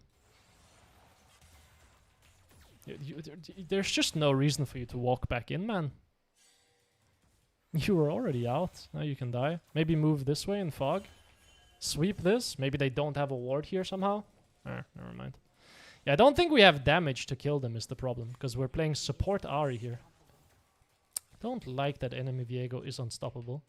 Makes me a bit concerned. Maybe help Lucian push out the wave. Okay, they pink ward that. Would love if you would let me get some support procs here. That would be sweet. Okay. Viego can run down through here, so we have to be a little bit aware of that. He could be taking our bot side. No, he goes mid lane. Okay. Well, maybe I can move around here. But do we win the all-in? I don't think so. I don't think we have damage. Like, I can try to Hex Flash this, maybe? Okay, we take his flash. That's not bad. I need to get maximum value out of my ult here, so I might as well follow up and try to, like, chunk them. Okay, I mean, best value I could get out of my ult. Thresh flashed. Can clear this now as well. He shouldn't have hook up in time. Okay, I get to just chunk him out and then run away. I mean, he keeps getting chunked, which is great. They're all gonna run bot lane, though, is kind of the problem. That's gonna be a 4-man. Yeah, we're gonna have a 4-man bot lane here. Maybe we trap the bush. I can Hex Flash. Can maybe find her. Oh, that sucks. Not gonna step into the bush. Oh. I was gonna say not gonna step into the bush because that's gonna give vision. Well, I don't want to clear that pink ward because I don't know where Viego is. So I'm a bit scared about that. Can we not play this? I feel like he is killing himself here. Yeah, I mean, or you can just horribly misplay it. That works too, actually. Sounds awesome to me. I guess I will kill the Thresh here, maybe? Okay, run away. I have ult in 15. Can maybe look for this guy. Charm him. But I don't have damage here is the problem. Because I don't have mana. Yeah, I kind of have no spells, buddy. I'm gonna be so honest with you. Yeah, nothing I can do here, no spells. This Lucian is making this game so miserable to play. Take teleport here and then just maybe teleport back out onto the map. Maybe teleport mid lane, catch the Aurora. Oh my god, I'm seeing the angle. But she's just basing here. She is not just basing. Oh my god, I'm seeing the angle. Dark Seal as well. I mean, if I just cancel her base, that's good enough. Yeah, that's fine. That's fine. Getting a cancel is... Getting a cancel is all good, because that should guarantee us Drake. I don't like that my set is massively losing the game. Like, losing top lane, and I have a bad AD carry. Because that means in all likelihood we will not be able to kill this set. I need to go cancel her base again. Nice. Tank support item. I mean, this Aurora is in a terrible spot now. Terrible, terrible spot. I don't know why we haven't done Drake. Because we got a massive tempo advantage there. Can we kill this guy maybe? He's running into you, buddy. Charm him. Force him into my Swain.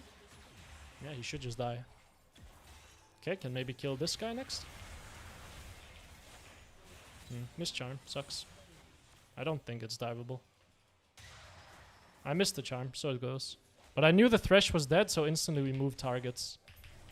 I need to take my base here. Mostly because I don't want Viego to be able to get my ghost. So let me take my base here.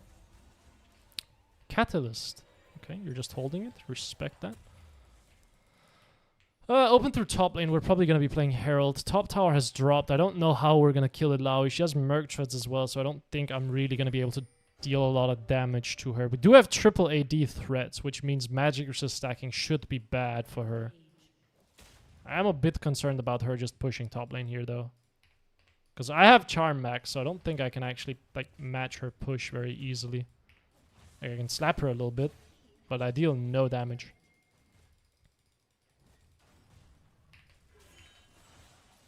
Yeah, I mean, you can see 0 damage. I mean, she will just take the tower in my face, I think. Oh, charm her into the tower range? Nah, the wave got there first. I mean, I am slapping her, so she is losing health. So that's good, I guess.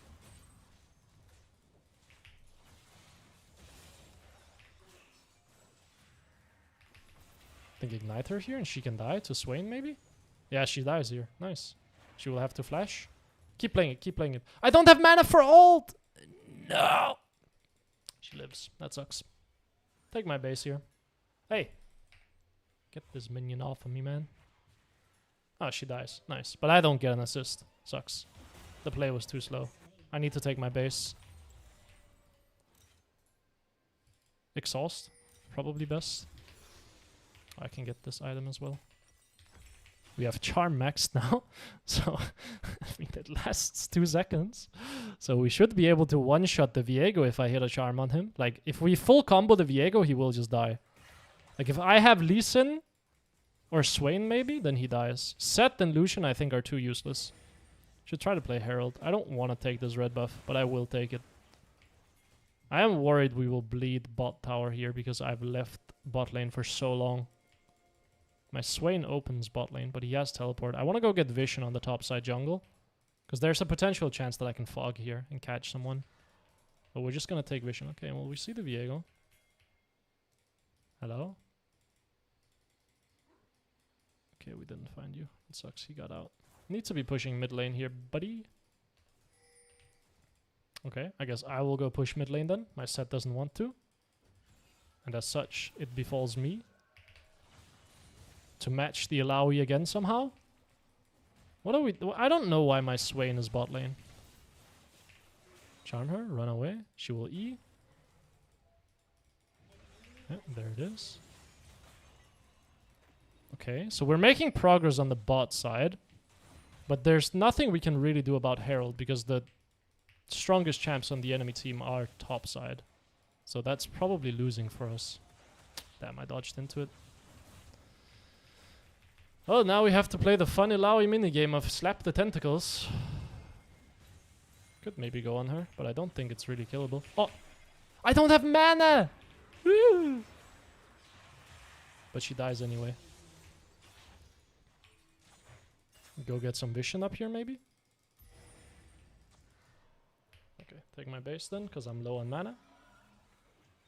And no mana runes, no mana items Ahri, actually... Turns out you cannot clear any waves with that because you have absolutely 0 mana, so you're firing out 800 spell rotations to clear waves and then you just run out of mana eventually. Thresh has decided that he is giving up because he's losing to Ahri support. Honestly, respected. So whenever you're playing Spellbook, it's important that you just constantly rotate your spells, so even grabbing Clarity is okay. Just because it reduces the cooldown of your next swap. until you swap up to 6. So you can see right now it's 115. I think it goes all the way down to 90. Oh, we could find an angle here. You didn't move at all? Respect. I kind of thought she was gonna see me and then run away. Slap the Viego a little bit here. Yeah, be a little bit annoying. Oh, he hits. Wait, what? How did he get back there? Oh, he ulted. Right, yeah, of course.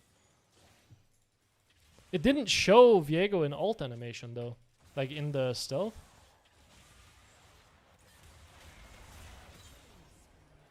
Okay, I mean, beautiful part about Ahri support is you get to play around fog a lot, so that's awesome. So I get to sit in this bush and just chill. Looks like my Lucian has run into the Alawi. Something is happening topside. We're gonna sweep this. Pink ward this. Deep ward this. Trap this. Chunk out whoever moves in here and then run away.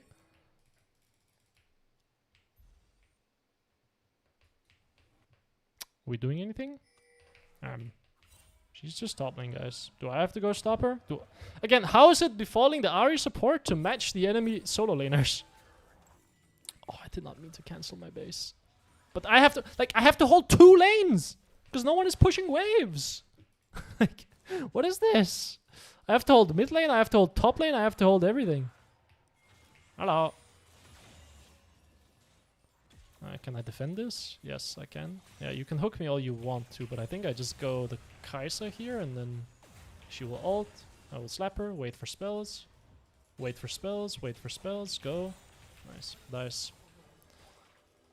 Perfect. Spellbook is coming up soon as well. I should have heal again, if I'm not mistaken. Yep, nice. So we can probably continue playing this. And then just play for charm at max range. Do you have a stun for me? Nice. Play for charm. Play out of range. I don't want to get tentacled. Nice.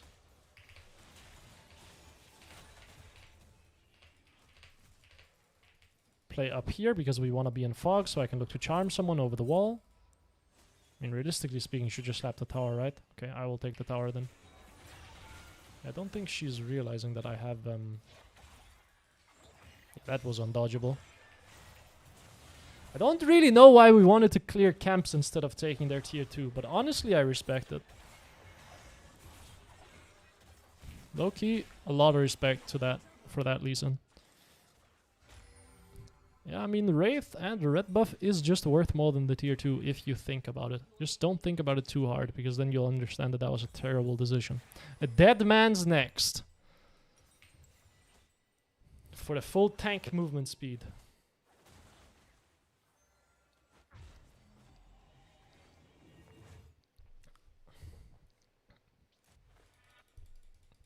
Diana was my permanent ban for a while. I think Diana is super unique to play against. I think if you struggle against her, then if you can, try to get someone to 1v1 with. I mean, that's why I'd love to see people try to 1v1 or like set up 1v1s on the Discord that I created, but no one has done it yet. But that was kind of what that was for, so people can practice matchups for Ahri. Because I know people really struggle with Syndra. I know they struggle with Diana. I know they struggle with Zed. They're all matchups that are like, if you get 10 games against them in a row, you'll kind of understand how they work and you'll be able to kind of deal with it a lot more easily. Trap here. We're going to try to chunk out the Viego. And then run away. Jump this wall. Oh, my Swain is going on a bit of a drive here. It takes 2 towers. My goat. He is dead, but I will push out mid lane. Oh, maybe actually. Can I play this with him? Oh my god, it might... Take Ghost? Oh my god, I didn't take Ghost.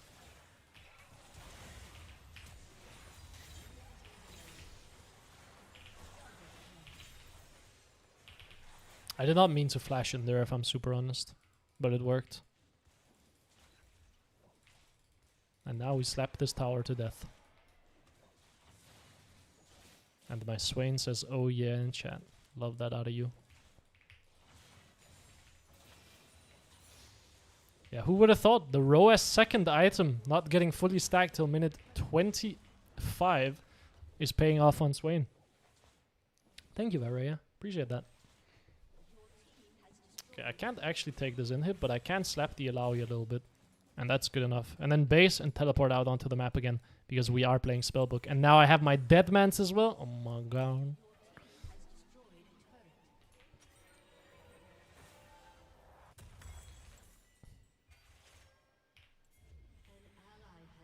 I have no idea what this guy is saying. But I'm sure he's saying very nice things to me. Check this. Ward over the wall. Yeah, no way to hit that charm on her. I don't have ult. Impossible. Pink ward this. Maybe go mid lane. Kill the Kai'Sa. I can't kill her 1v1 though. Maybe Hex Flash this. Jump scare. Run away from the Kai'Sa because she does beat me. Oh, Viego is there too. Deadman's the fastest man alive. Deadman's Cosmic Drive.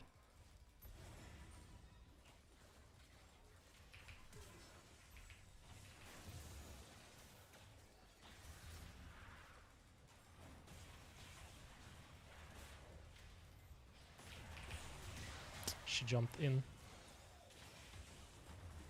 Wait, play patience. Patient. I don't have spells.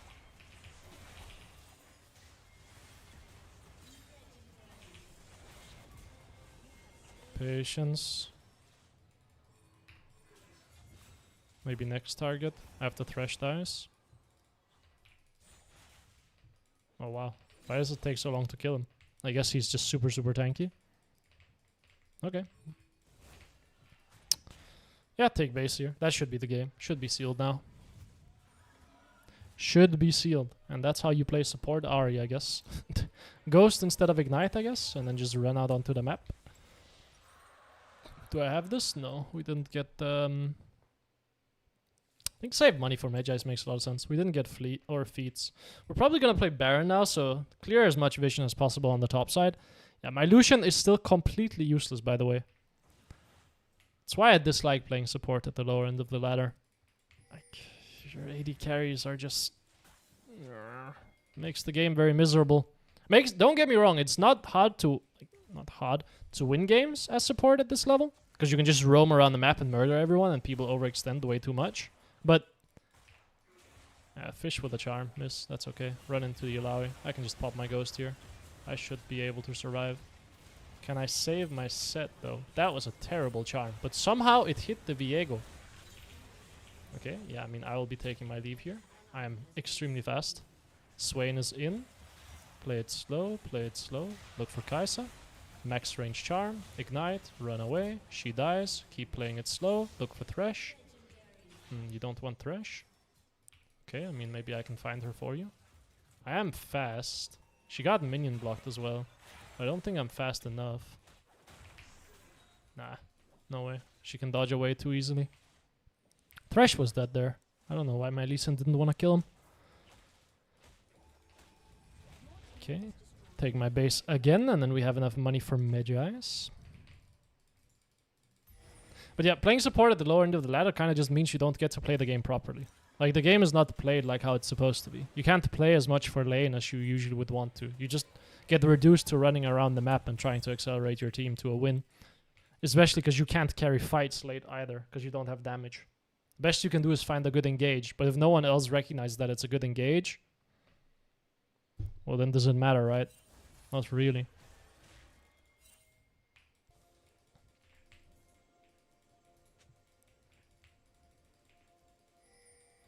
Okay, take the bushes. Move mid here. Can probably just ult for the Thresh. Lantern. Can keep chasing. Exhaust her. Why is my exhaust not going off? Ah, bad charm. I'm dead. I could have flashed Illaoi slap. Oh, wait, did we just lose the game? Viego's gonna murder everyone. Never mind. Never mind. Swain is here. Yeah, never mind. Should end the game here. Magi's as support is diabolical. I think if you're playing mage supports, it's fine. It's also just for the move speed, brother. I think if you're playing Xerath, then makes perfect sense. But yeah, I mean, When you're playing a support that has to go in and face check bushes, yeah, mage ice is not great. But so it goes.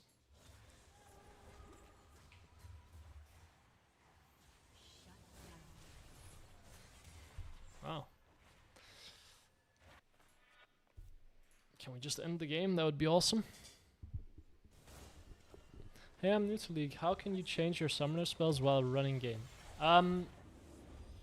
There is a rune called Unsealed Spellbook that allows you to change your summoner spells while in the game. You can swap between all the summoner spells. It has a cooldown.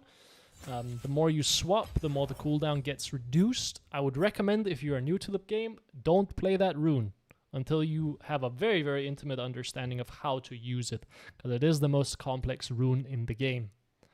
That's probably why you're not seeing it a lot either. Because you shouldn't really play it at the lower end of the ladder. Like, especially not if you're super new to the game. But yeah, let me show you. Runes. Here. Unsealed Spellbook. Oh, where's the description of it? Unsealed Spellbook there. Swap your summoner spells to a new single-use summoner spell. Decrease your cooldown swap by 25 seconds until 90 seconds. Can only be swapped out of combat, and you must swap 3 times before you can repick the one. Right, so you have to swap through constantly. You can't just constantly take like the same one over and over, right? And smite damage increases after 2 swaps. This has been played a lot on supports recently. It was played a little bit on mid laners as well. Just because it gives you access to more smites in pro play, which means you can secure objectives a lot more easily. And it gives you access to teleport, which means you can kind of cheat tempo a lot more. And it just allows you to spam summoner spells, which is awesome on most supports. I would recommend not taking this rune, by the way, just to make that clear. Actually, do you want to see one of the coolest runes we had in the game? If you're new to the game, you will not have seen this. This has to be one of the coolest runes we had in the game. Omnistone. The way it worked is it would make you, or it would change your keystone rune every like 40 seconds, it looks like, yeah. Keystones granted last 40 seconds. After it's used, another keystone is granted. So you could chain keystones together. This was like the coolest keystone we had in the game. Completely useless for the most part. Eventually it became super strong.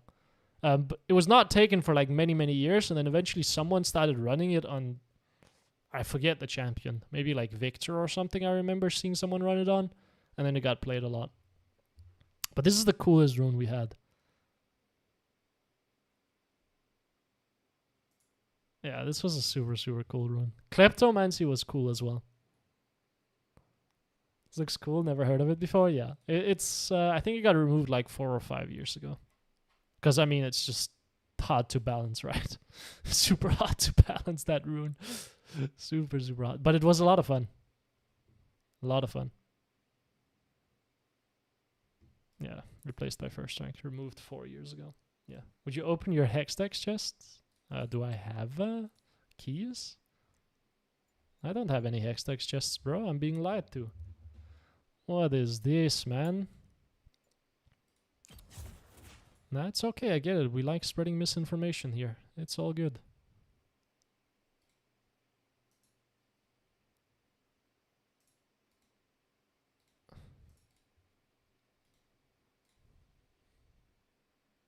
You have a 19 tag? Oh, this? Ah. I'm gonna be so honest with you, I never look at the battle pass. And I never claim it either. I just don't even look at it.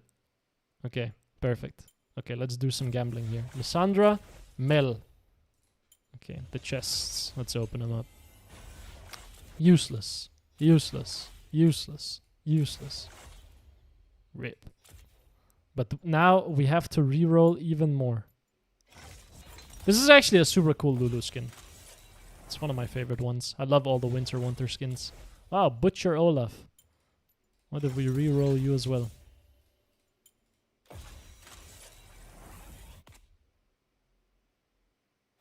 Night Hunter Rengar. Well, that's our fair share of gambling done.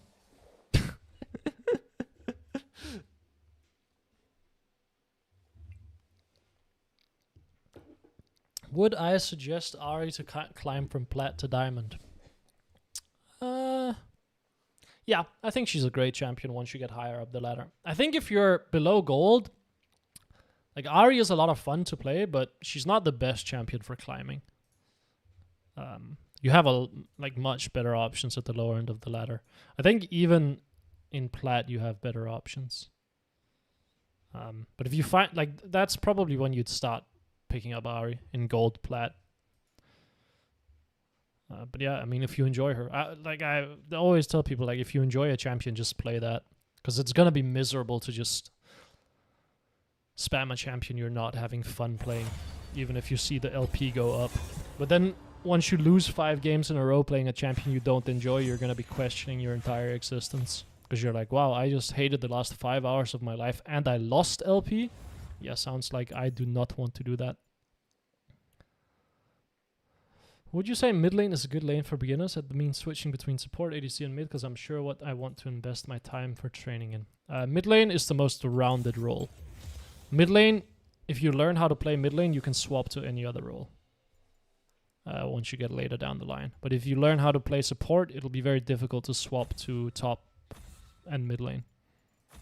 And if you learn how to jungle, it'll be very difficult to swap to top mid AD carry. If you learn how to play AD carry, it'll be very difficult to swap to any other role except for support. Mid lane kind of gives you everything that you need to know on most champions or on most roles. So yeah, I would recommend mid lane if you want to learn the game. It's also the most popular role though, so just understand that. Like, you're gonna see long queue times once you get into ranked. It is the most popular role. Everyone wants to be Faker at the lower end of the ladder, so everyone plays mid lane. Like, all the star players are mid laners, right? It's the most skill expressive role in the game. But I mean, depends what you have fun on. But yeah, mid lane to learn the basics of the game, I think is super good. Like, if you want to play support, unironically, if you want to be a good support player, like, I would want to start you off in the mid lane. I keep support as secondary role because I love Morgana. You can play Morgana mid lane. I have a video on that. Morgana is a viable mid lane. She's one of, if not the highest win rate mid laner below gold, I think. Super, super high win rate. Completely viable mid lane. Will you buy the T1 bundle? Absolutely fucking not. I do not spend money on skins.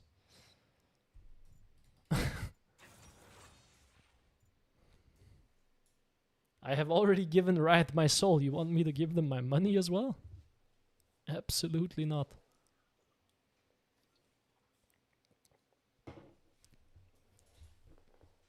I like support, but it doesn't feel good not being able to control my destiny. You can roam around the map and affect the game, like I did in this game, and then your teammates get to carry you, but oh, Cassio is tough. Cassio is super tough. Enemy team is squishy though, but are they really squishy? Cassio builds tanky. Graves goes full damage. I think I need to be utility this game, so I think I can play Ahri. I could play... Oh, let me think. I could play Ahri this game with Malignance and Horizon. I think I'm still just gonna play this setup. Because the reason I would consider playing that is that's going to give me the most cooldown reduction possible. And I outrange the Cassiopeia in the lane, but I lose extended trades against her, which means Electrocute is not good, Ahri is superior. So it would be better for me in lane to play Ahri. And I think it would also be super helpful outside of lane, because it will give me the most amount of cooldown reduction, because you take haste, which would give me more charms in this game. Because my team has enough damage. All we need is to hit a charm or a binding and someone is dead on the enemy team. So giving myself more opportunities to just fire more spells, that's going to be the way to win. Like, we don't need me to deal damage this game. Like, one guy gets hit by a spell and they will die. Oh, sorry, I changed it back. That's my bad. Riot got my money for the newest Dire skin, even I don't play her. They have perfectly baited you in. So, I haven't played against Cassio in so long as Ahri. I don't actually know how this matchup goes. I know Cassio got a massive buff on this patch. Like her win rate spiked by 3% because she got mana buffs. Usually the idea is you can try to run her out of mana level 1 by trading very heavily against her. And she'll bleed a lot of mana. I could take Q and just push the wave. She might not be good enough to deal with that. But then if she steps up aggressively, it's going to be a bit awkward for me. But if I get the push first and I have minion advantage, she's going to find it difficult to step into my wave and trade with me.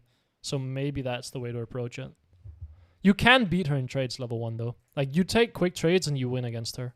So you can auto W auto and then you beat her. But then you're just on cooldown for 8 seconds while she gets to stack the wave and go for level 2 first. Which, that feels a bit bad.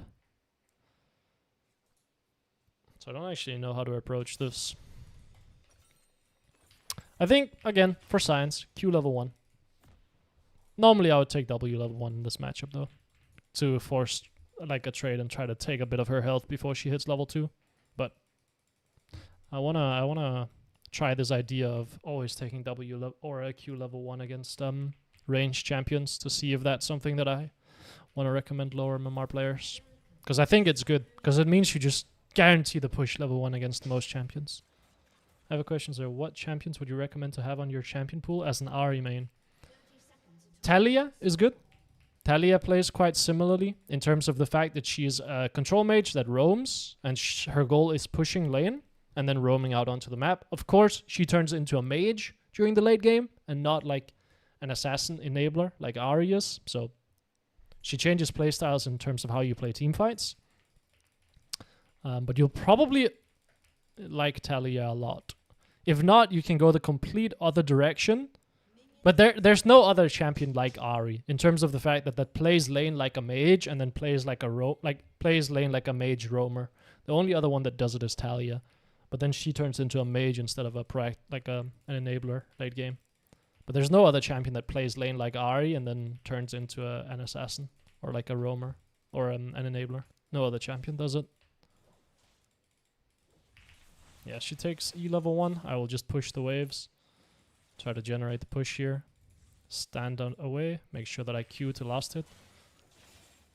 That sucks. We're missing quite a few minions here. I still don't know the threshold. Yeah, she can't trade with me now because I have minion advantage. So I can just walk at her, take a massive trade, try to punish her under the tower here. Don't think I can actually do that.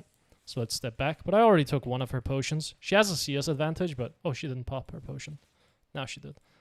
She has a CS advantage, but that doesn't matter that much because I have a health advantage, so I can leverage that into a CS advantage. You can see I can force her off this minion because I have a health advantage. And now we step back and we wait. I don't want to blow too much mana if I can get away with not doing it. She also beats me in extended trade, so I need to like kind of space quite far away because if she hits a Q on me, I am boned. So I need to not make it super obvious where I'm standing.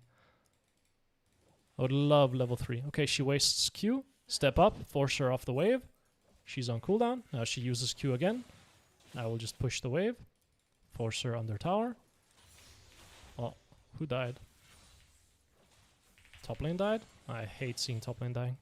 Gonna go place a ward on the top side here, just to make sure we have vision, so I don't get a random graves coming from the top side. Try to be a little bit annoying to her on the tower here. Maybe I can deny her one minion. So we have a 4 CS advantage already, and a 1 potion advantage, and we're just gonna keep pushing the wave. Try to hug the top side as much as possible, and just barely keep out of her max range. Q the wave. We have double pointing Q, right? So we one-shot the waves. I didn't hit that minion, that was quite bad. Yeah, not hitting this minion might feel a bit awkward now. I think I have to W to last hit cannon. Looks like my Yi is invading.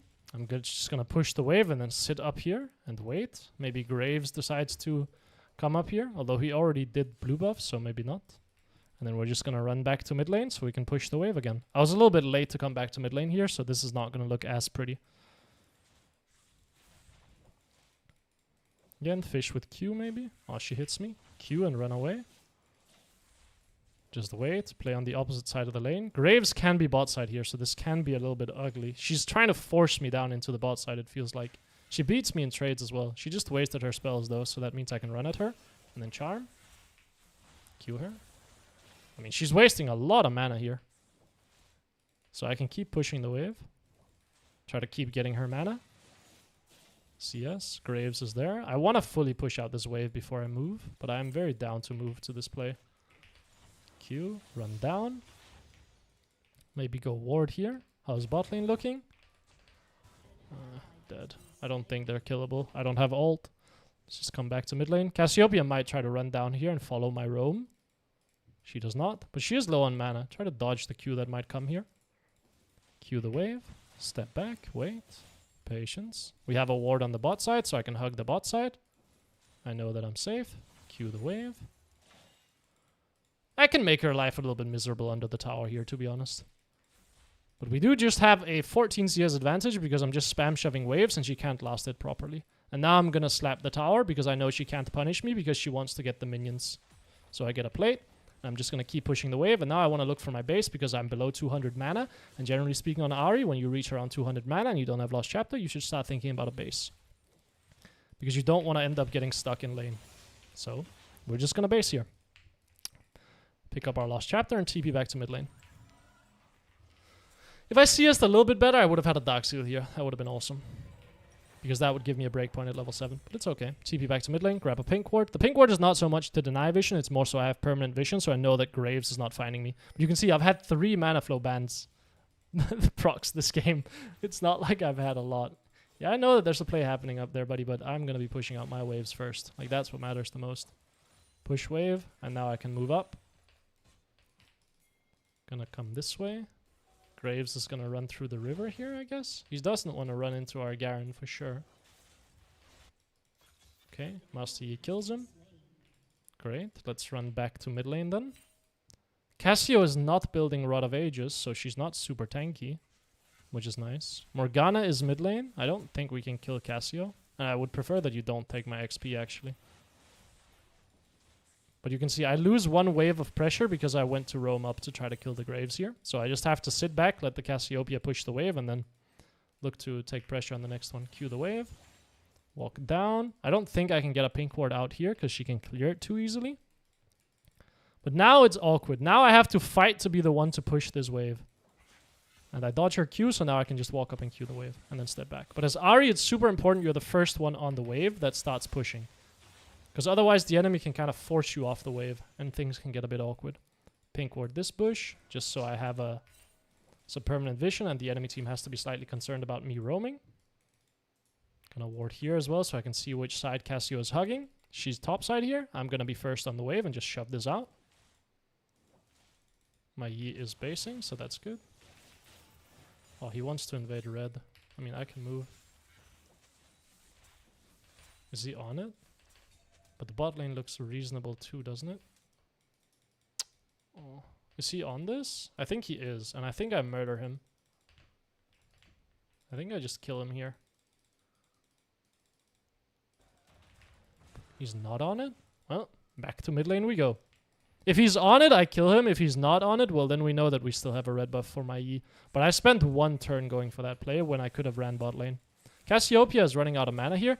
So I actually want to run at her and try to just make her use mana on me. Because if I can trap her in the lane, that's massively winning. And she needs mana to push out the wave. Like, if she gets stuck in lane here, she is boned. Like, if she can't take a base, she's in a horrible spot here, right? Because she's no mana, so she can't apply any pressure. I'm just going to shove out this wave and then see if I can do something on the map. Is top lane killable? Killing Mordekaiser just always feels dodgy, doesn't it? Charm max second for the max cooldown reduction. Q this. Maybe run top side to see if maybe I can kill the Mordekaiser, or maybe stop the Graves on grubs, potentially. He's not on them. I don't think I'm killing Mordekaiser, and my Master Yi is playing Drake, so I don't really want to... Okay, chunk out the Cassio, run away. I don't really want to roam top lane, I just want to stop the Graves from doing objectives while my Yi is taking objectives. I could ult on the Cassio here and potentially kill her, but let's just stick to pushing out the wave. If this was on my main, I would be ulting her here. Because she is dead. But I want to make an example of just you can push waves and win the game like that. 20 CS ahead mid lane and 1 plate. Go check the bot side here. Go clear some vision. Maybe trap this bush. Cassio might face check here and then she dies. She does not face check, so we will just run back to mid lane and push out the wave. She wasted all of her spells here. Like this, I think I have to ult on her just to make an example. Missed the charm. I thought I turned around, but clearly not. It's okay. I mean, I took all of her sums. She can still die here. That sucks.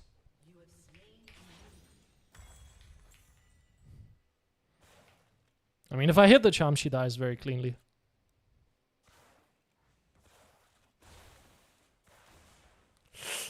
I think I have to ult on her there just to make an example. Like, if she wastes W with half health, you have to ult on her. I also thought I managed to turn around for her ult, but I just didn't. I turned to the side, which wasn't good enough. I had to turn all the way around. But I have not played against Cassio in a while, so my habit of turning around her ult is not like what it has been, you know? Oh, bot lane is getting stomped. Top lane is also getting stomped. How do we win this game? Not entirely sure, to be honest. Cue the wave. I don't have ult here, so things can get a bit dodgy. Push the wave. I should have grabbed sweeper. Mistake on my part. Yeah, I need to play with my Master Yi. Okay. Nice. It's a big chunk on her. Like, any chunk I land on Cassio means that the all-in is even more likely. Which is great, right? Like, if you can threaten an all-in on Cassio, her lane becomes very miserable to play for her. Graves is bot side. Maybe I run down and try to match. Yes, I think so. I think we can catch him. I think he can die here. With a Morgana ult, he can definitely die, right? Bad charm. Does he flash? My charm sucked. My charm was really bad. I should have waited for him to dash. But now I need to use my ult. So let's just ult on the Cassio, I guess. Nice. We managed to turn it around there. I mean, took Graves flash. That's okay. Can take a plate mid lane. Cassio has teleport, so push the next wave and then base. I think I can take a plate. Oh, we didn't get grubs. Oh, they got grubs too, but we got Drake, so it's okay. Take this, push the next wave, take my base. Graves is now no flash. Yeah, against Graves, you kind of have to wait with your charm until he dashes. I just didn't think he would react to it in time. Take my base here. Hello, hello, David. Hello, Dimples as well. And good morning, David. Grab this, grab this, grab this. Run back to lane. Ah, hey, sweeper. Gotta pick up your sweeper. I don't want to teleport back to mid lane because I don't have my ult available, so I don't see any need to like rush back to mid lane and push the wave and try to look for plays. I also don't think anything is possible to happen on the map because top lane is all inning right now and bot lane is in base, so I can just run down. You want to play this? I don't have my ult. Oh, we can maybe play it if she face checks. Yeah, it looks killable. Yeah, she's just dead. I mean, my Yi will just solo kill her. He doesn't even need my help. Okay, my Yi is the ticket to carrying this game.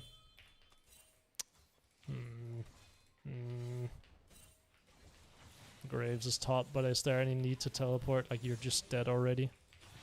Take plates mid lane, maybe. Yeah, we bleed a top tower here, I think.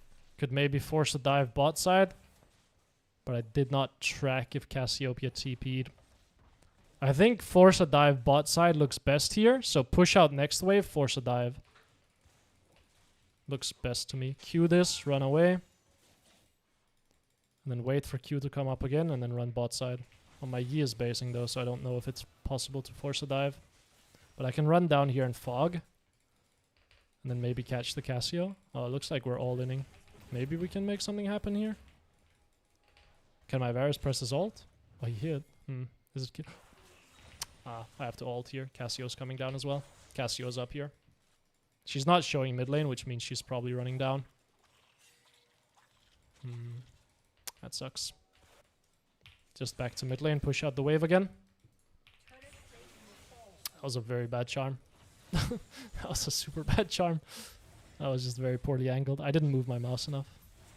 Cue the wave, run down, fog. Cassio can now beat me in the all-in quite easily, so this gets a bit awkward to contest. I don't actually want to go help here. I want to try to catch the Cassio over the wall. Charm. Nice. Step back.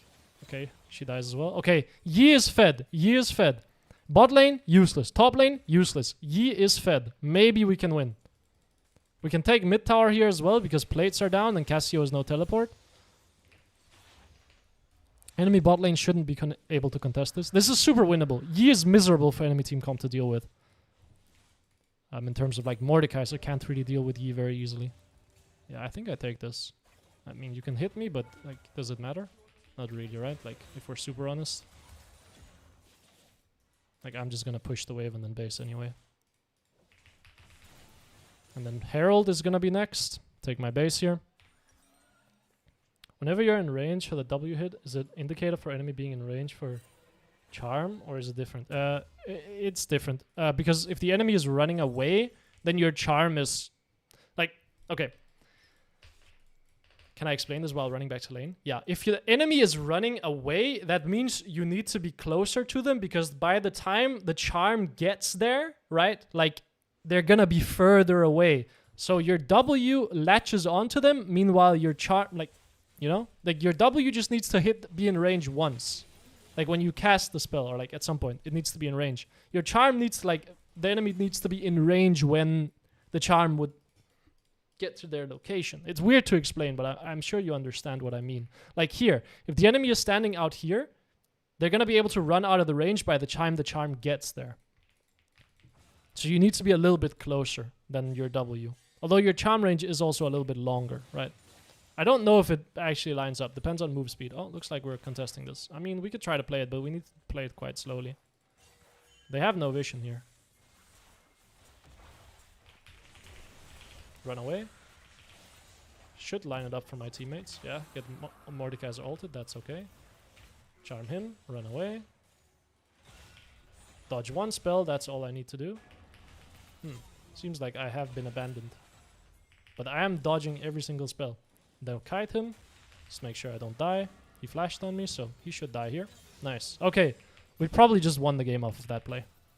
Like, all I need to do there is chunk out the graves and deal all the damage onto the enemy team, and then my team can clean them up. Like, so I just need to go in, quick damage off, and then get out again. And then my Yi can clean it up there.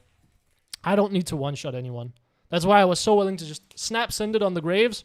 If he dies, that's awesome. If he doesn't die, well, my Yi can clean it up. And the enemy team is going to send all of their spells on me, which means they don't have any spells for my teammates. And we had a perfect flank on them there.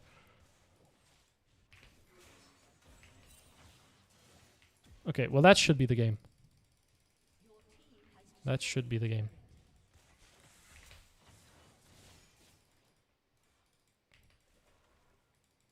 Keep pushing out mid lane. Like, now my Yi is so insanely fed that it shouldn't really be losable. I have Horizon Focus in base as well. So let's just take our base. We can probably look for a play on the bot side because the enemy Rakan is top side, so no one is defending the enemy Aphelios. So it might be an angle where I actually teleport mid lane and try to force a proactive play for bot tower. Although it looks like they're just giving it up already. No, they're not. Oh, they are. That's gone. Graves is bot side though, so he might actually try to gank bot lane. In which case, if I run bot side, I might be able to defend my bot lane from that gank that's coming. Or I can just catch the Graves maybe in the jungle. Sweep this. Oh, I mean, we can play this for sure. Early ult, because if we just catch them, then they will die. Nice. Nice. Back to mid lane we go. We did our job. We got 2 kills on the enemy bot lane. Now let's get back to mid lane, push out the wave, and apply some pressure and see if we can threaten this tower. That's a teleport. That's fine. Hey, we forced 4 people bot lane here. So we should be winning on the map. Very, very hard. You should be able to take that tower. I should be able to take this tower. Because Graves can maybe defend it, so I just don't need you, right? Like, this tower is just gone by the time you get here anyway. You could have taken top tier 2. But that's okay, man. Smiley face. I will just run bot lane and pick up a Magi's. And now begins the side laning.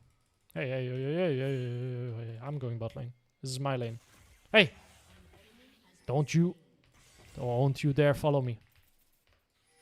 Thank you. Blast cone. Probably push out the wave and then trap enemy jungle, like per usual. What is it with people building Rod of Age's second item on this server? Like, these last few games. What is up with that? Enemy team is sending a lot of people top side. Aphelios is the only one that can be bot side. I can kill him 1v1. No one is bot side. That means I take this tower for free. Enemy team sends too many people top side, so we get a free bot tower. Unless they have teleport. Even if they have teleport, I actually think we can murder them with a... with like Charm and Morgana bind. I think we just CC them to death. Need to make sure my Varus doesn't die here. Need to trap the enemy jungle, enemy bot side jungle. Need to sweep their entire bot side jungle and make it difficult for them to enter. So that's what we're gonna do here. Sweep this, pink ward this. Make it annoying for Graves to enter. Yeah, step back. I want to chunk out whoever comes in here. Ah, bad charm. Wow. Oh, sucks. I don't think he dies. But he gets chunked.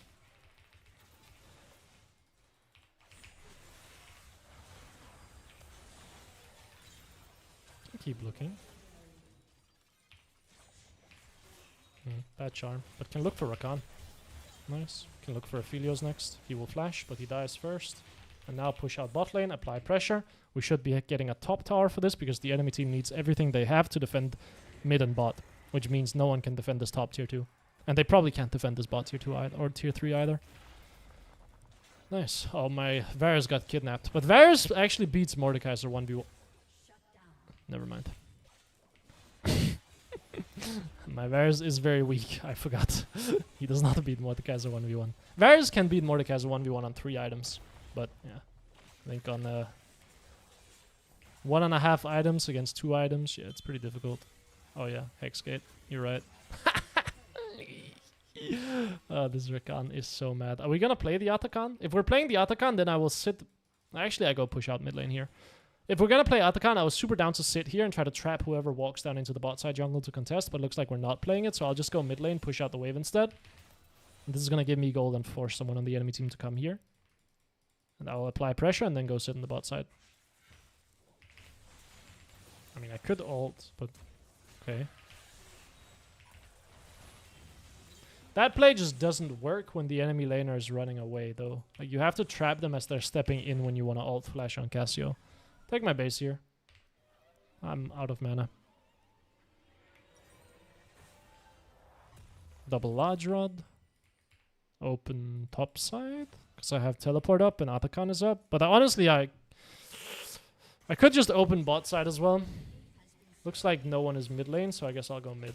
Like, realistically speaking, I'd love to open mid lane and be around the Atakan, but I have teleport up, which means I can apply pressure up here and force someone up here and create numbers advantage like that. But honestly, any fight we take at this point is winning, as long as, like, I'm there, and as long as Yi is there. So I don't think there's a reason to get, like, too fancy on the map. Even though I think it is more optimal. I don't think there's a reason. It just overcomplicates the game. I can keep pushing out mid lane here, though. And drag people mid. Because now we have a 4v1 down here, which we should be winning. And now I can run top lane, because we already pushed out mid lane, and we should already be kind of guaranteed to win the bot fight. So now I can start applying pressure top side, drag the enemy team here, and I can teleport if need be. Yeah, I mean, maybe I should have stayed mid lane actually and applied pressure. That might have been my bad. But I don't think my teammates should be pushing bot lane either, because we already have the inhib taken. Someone else should have rotated mid lane when I took over top lane. Should have been a very smooth sequence of going for the bot play, into someone taking over mid lane, into taking over top lane. Should have been a beautiful sequence, but we kind of didn't have anyone take over mid lane. I have enough money for death cap if I want to base here. I don't think I one-shot the Aphelios, but I'm just waiting for my teammates to apply pressure. I'm holding 2 people on the top side here, means we should be winning. I mean, I can clear these wards as well. Take his shield. Push out top lane. Now, if we wanted to be fancy, we would sync up waves here, but we're not going to do that. What that means is you just make both bot and or mid and top crash at the same time, so you can apply pressure to this tower while applying pressure to this tower. Because the difference in the length between the lanes, the waves crash at different timings, which makes it very hard to siege because the enemy team can just constantly run between lanes and catch the waves. But we don't care about that, to be honest. Missed the charm. Dodge that. Need to flash. Ah, he got a spell on me. But he dies here, doesn't he? Charm you. Keep running. Q. Oh, you got behind me. Did he take the bush? I didn't see. No, he did not. Maybe my Morgana can make some miracles happen here. Nice. Keep applying pressure.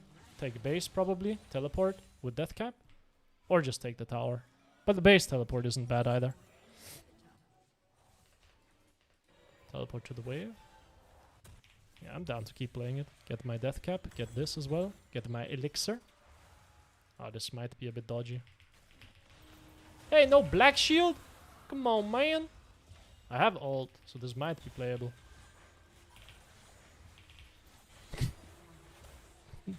Not at all. I think if I was insta black shielded there, actually, that play can work. But that was a bad teleport. I honestly thought that they wouldn't send 5 people top there. When do I recommend buying elixir? When you have all of your items and you're about to go in for a big fight. And you think you're not gonna... Either that, like when there's a game deciding fight that if you get the objective, or like if you win the fight, you win the game, then buying elixir makes sense. Or if you don't think you're gonna get enough money to buy your next completed item. So I think this game is gonna be over before I get Void Staff, so I don't see the need to even start building Void Staff. I'd rather just buy elixirs. Now, if you incorrectly like anticipate that, which I mean will happen, right? Where you're like, nah, this game's gonna be over. Then you're gonna be buying elixirs, and you're gonna put yourself like behind on the curve if the game stalls out, right? Because you're spending 500 gold on an elixir instead of moving towards your item. But if the game is over by the time you like right, if the game ends, then it doesn't matter if you spent your gold on elixir, right? Because well, then the game's over. Probably want to play Baron here, so I'm going to push out top lane and then trap their jungle. Just toss some charms around, toss some spells, run away. It should be a bit dodgy by the enemy team, I feel like. Rakan is trying to flank me for sure. Never mind. I can one-shot this Mordecai, so he has gone for a very funny build. Don't really know what is up with that. Yeah, good night, buddy. That should be Baron guaranteed. Can sweep this jungle. Sweep this. Probably trap here, and then see if someone moves to contest. Looks like no one is moving to contest. I mean, you should just do Baron. Again, my job is not to help DPS the Baron. My job is to make sure no one contests. Like, very rarely is it your job as Ahri to actually deal damage to objectives. Usually it's to make it miserable for the enemy team to try to stop your team from doing it. Like, that's your goal. Push out this wave. Wait. Yi based means we can't end. Everyone is basing. I don't like that. We have a ton of pressure and we have Baron. We could have ended on this push, I think. But instead we are now taking our red buff and wasting a lot of time. So now we're just waiting. We're also just clearing our jungle now instead of... You're not gonna get another base off before this game is over. This push is the final one. It doesn't matter how much gold you have because the game is gonna end on this push.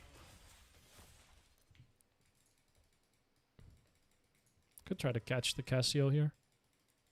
Downwards dodge. That sucks. Yeah, I mean, I know I have a Morgana shield, so I know I'm kind of safe. Look for Charm on Aphelios. Predicted a backwards dodge. He did not. Dodge down. Keep threatening an end here. They need to go in, and I have my Charm up. So whoever goes in is getting chunked. And they don't have Cassio ult either. Okay, they're just gonna let the game end. Yeah, you see, Rakan can't really jump in against Ahri up front because you can charm him out of his W like that.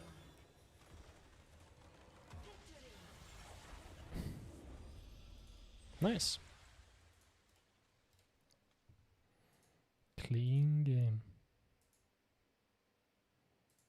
How are you doing, by the way? I remember you saying you were moving. Everything worked out fine. No, I was not moving. I was...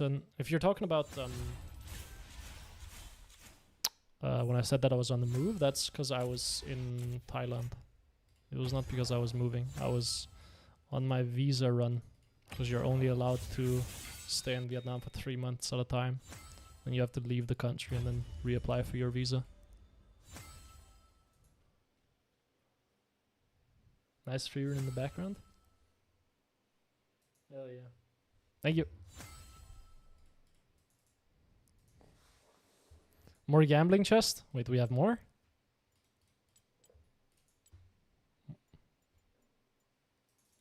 Is it here? There's no more gambling. I'm being fucking lied to. I can gamble on the mystery icons though. Wow. What does your name mean in the game? I have absolutely no idea. I do not speak Vietnamese. But let's try to find out, shall we? Let us take it to Google Translate. Actually, ChatGPT is usually pretty accurate at translating with like context. Google Translate can be a bit bad at that.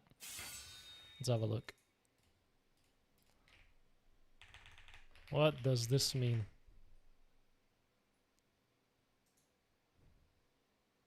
Means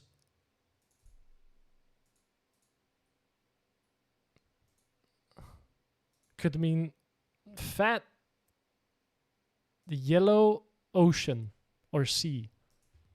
Okay. Fat or chubby. Okay. Makes sense to me. Sure thing, bud. It's fat royal ocean. It could mean, or chubby royal ocean. What does this mean? Yeah, what does it mean in context? What can it mean? It's playful. Okay, sure. Makes sense. I thought it gave you another hex tag. Oh. Have you had to fight Irelia mid yet? No, not at all. I've had to fight one Yasuo out of like the matchups that people really struggle with. One Yasuo, one Mel, or two Mels. And that's kind of it. You know,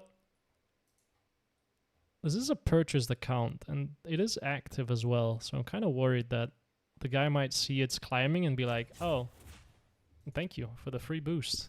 Let me change the credentials. And then I have to hop onto another account. But so it goes if that happens, I guess. Oh, I mean, this account is hand leveled and I just love playing Arena and ARAM.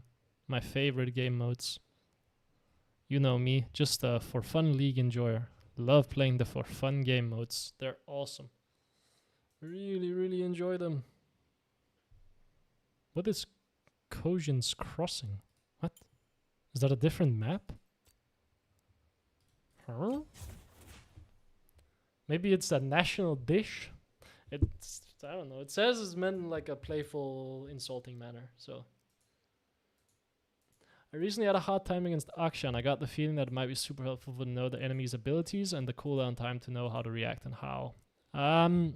Against Akshan, cooldowns don't matter that much. What matters the most is you know his ranges. That's what matters the most.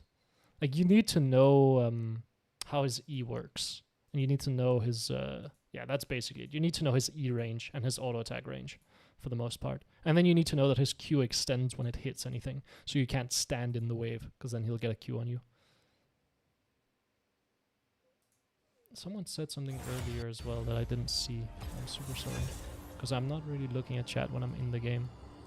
So let me scroll up a bit. I answered the champion pool one. I think Talia is good. Which 3 champions would you recommend for me as a beginner for learning mid lane?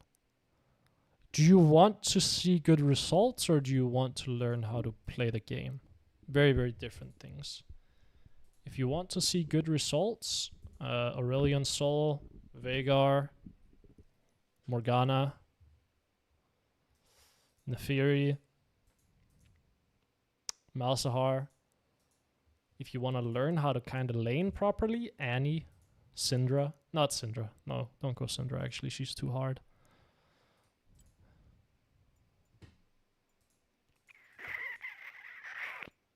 Annie. Talia is kind of okay for learning as well. I don't think she's super hard.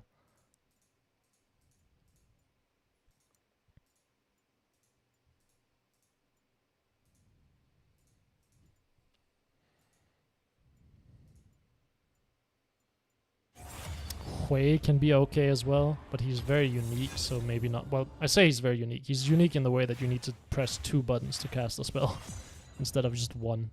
So he might be a bit weird.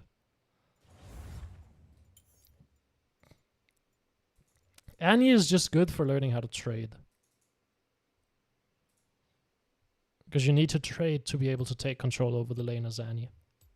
Otherwise, you'll sit on the tower and do nothing. So she kind of forces you to learn how to trade. Otherwise, you'll just lose games. Oh yeah, none. I started playing Ahri about 2 weeks ago. Your educational leadership has been best. I'd learn even though I'm from Uruguay and speak Spanish, you make yourself understandable. Wow. Shocking that you're from Uruguay. That is very cool. I don't think I know anyone from Uruguay. I want you to know you have the cooler flag out of you in Paraguay as well. Fuck those guys. Terrible flag. What do they think they are? Fucking Netherlands light? Russia light? Hell no, dog. A clever fox is Uruguay, they got like a little bit of a mixture of Argentina and Greece going.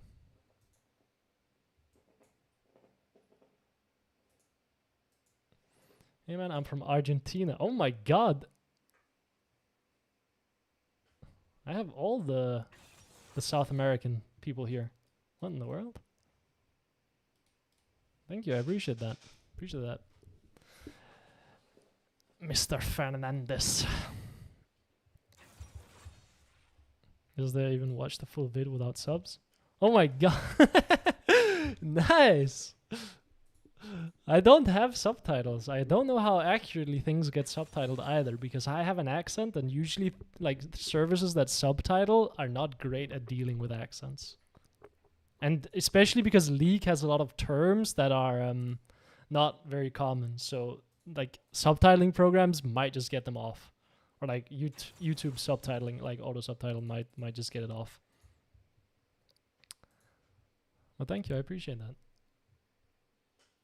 We got to play against Ahri versus Morgana mid yet. Yes. I think I did that on my main, if I'm not mistaken. And yes, it's very uninteractive. Very, very uninteractive. Incredibly uninteractive. Because both champions are uninteractive. As Ahri, it is your job, by the way, in that matchup to walk up. Like, Morgana pushes faster than you, and she can fog faster than you. And she can bone your roam more easily than you can bone hers. So it is on you to stop her from getting first push. Because she will get it every time if you don't. Okay, against Twisted Fate. That will be fun, I guess.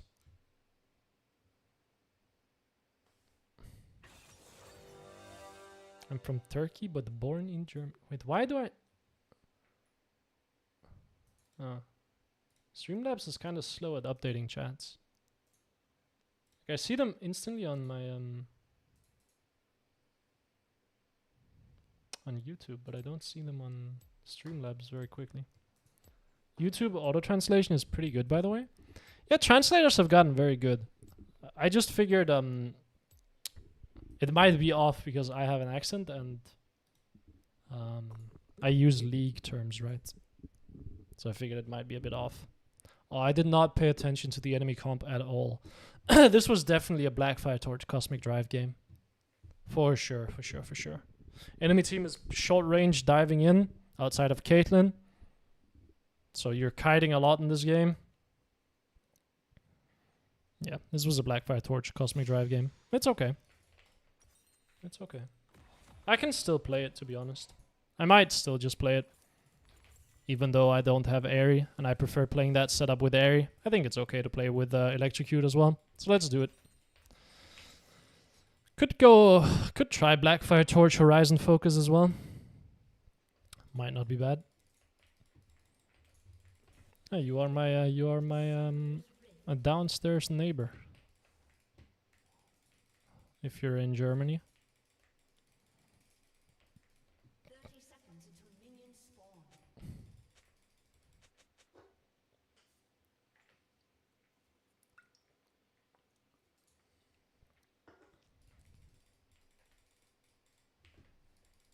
You from Poland? No, no, no. You are my downstairs neighbor. I am from Denmark. When to play with Blackfire or Malignance? I have like a small introduction on it in 2 of my videos, but basically it's Just to make it short, it's if the enemy team is short range and diving in, you want to play Blackfire Torch, Cosmic Drive. And otherwise, you want to just play Malignance. I mean, I can slap the Trundle a bit here. I could have taken Charm maybe and forced his flash. But I don't really care too much for that. He can die here. First the blood. Let's go. Oh, I should have taken Q. I wanted to show the Q. It's okay. We got the first blood. It's okay. Auto the wave a lot because we want to create a timer where we can hit the Twisted Fate. You can actually also give up the timer and just trade with him straight away if he's stepping up a little bit too much. But here, we will have a timer where Twisted Fate needs to go for this minion and we can trade with him. Auto W, run away. Didn't have enough time to land my secondary auto here. Again, I want to create this timer. So I'm gonna now walk up and slap the Twisted Fate when he goes for this minion. There we go. Big trade against him. We're on cooldown, so now we step back because we have no spells. And we just auto the wave again and continue pushing. Because we want to create these timers again where we can trade with the Twisted Fate. It's a lot of the reason why you push is to create these timers where you can punish the enemy laner because they have to go for CS and you don't. It's also why it's great to push them under tower because you can see Twisted Fate needs to CS minions under tower here. I don't have to CS, so I can slap him, which means he has to take damage for CSing. And you can see we've already taken one of his potions. Again, playing on the side of the lane here, and I'm just looking for these timers. This minion, walk up, slap him. Then back off and wait for spells. Wait for cooldowns. Don't get like too over eager and force big trades. Doesn't matter. Quick trades, back off. Quick trades, back off. That's the name of the game as Ahri. He will go for this minion and I will hit him for it. He might red card it. He will blue card it. It's impossible to punish that because I will tank too much minion damage. Q the wave. We have double points in Q, so now we can start one-shotting waves. We want to go for a ward on the top side as well here to make sure we're not going to get ganked. Q W. Make sure we get our last hits. Go ward the top side. Make sure that we have a side of the lane that we can hover towards. And then try to punish the Twisted Fate under tower again. While hugging top side. I missed a lot of minions, eh? But I have a massive health advantage now. So it should be okay. We should be able to leverage this into a CS advantage. If we really want to. Or a pressure advantage. And then that can give an advantage to my teammates. Run up. Try to charm him. Nice, we get it. And he loses a ton of health now. Should make CSing a bit awkward for him. There we go. And now he will take his base. We have a 4 CS advantage. I can get to push one more wave as well, which means I get to base on Lost Chapter. So we will push out this wave and then go for Lost Chapter. I worry that my Graves is going to steal my XP. That sucks. Twisted Fate will TP mid lane. I am not helping you contest that. I need to take my base for Lost Chapter. Trundle is topside. We just saw him. I will base, TP mid lane. I think TP mid lane can make sense here because I am a bit worried that my Graves is playing very aggressively and what will happen if my like if he ends up running into a fight or something, then I want to be able to be there. Twisted Fate can run down, but looks like he might be running down actually. Lost Chapter first item, W to shove the wave. Maybe I can save my Teemo on the top side here. The problem just being I don't have ult yet, so it's very difficult. Well, let's just keep making the Twisted Fate's life miserable in the tower. If I can't trade with him, well then I will just slap his tower to take plates. Q, run away. Keep pushing the wave, keep threatening plates. And if he steps up, then we can trade with him. But if he doesn't step up and plays like very far away from us and just plays for the minions, well then I can take plates, right? Trundle, realistically speaking, should be on the bot side. I just missed 2 minions. That sucks. Move on his side of the lane, slap the tower because I want to take plates here. And then after the plate, I want to see if I can sniper charm on him. Just go for a big trade, back off, go for a ward on the bot side. Trundle should realistically be running down here now. So let's ward here. This gives us a lot of deep vision. Twisted Fate is no teleport as well, so if he bases now, that's a bit awkward for him. He is basing, so we can keep pushing out the wave. Maybe this is a roam timer. How is top looking? Is that guy even killable? I can't take a plate anyway, so I might as well look for it. Twisted Fate isn't 6 yet, so he can't follow the roam. If he was 6 here, I would not go for this plate. This looks a bit ugly, to be honest. I don't think he's killable. Nah, that's just not possible, is it? Let's just come back to mid lane. My Teemo is too low to make that play. Way too low to make that play. And now Twisted Fate has 6, so he can follow my roam. So now I need to make it impossible for the Twisted Fate to roam or follow my roam before I can make a play happen. I'm actually very tempted to like try to go for a big trade with him and then just ult on him. Because I don't want him to be able to roam. He's gonna red card Q this. I don't think there's anything I can really do. Yeah, top lane is bleeding quite heavily. Twisted Fate could ult bot lane here. We see him. This bot lane ult doesn't look good though. Well, just keep making his life miserable under the tower. One chunk is all it takes for him to be very, very... like, to feel very awkward about roaming, so... one charm. Well, he misses 2 minions for that, so that's okay. 15 CS advantage mid lane. Essentially a solo kill. Wow, aggressive. Respect. I'm very tempted to ult here. If he steps up, I'm ulting. He just wasted his W as well. Not because I can kill him, but because I can chunk him.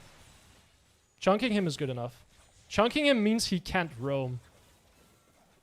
Is this not a bit much, bro? Downwards dodge? Yeah. Oh, I should have flashed. I think if I flash there, he can die. Trundle is mid. Oh, I'm dead. Damn, that sucks. I have to flash. Yeah. I'm just dead. There's a good pillar as well.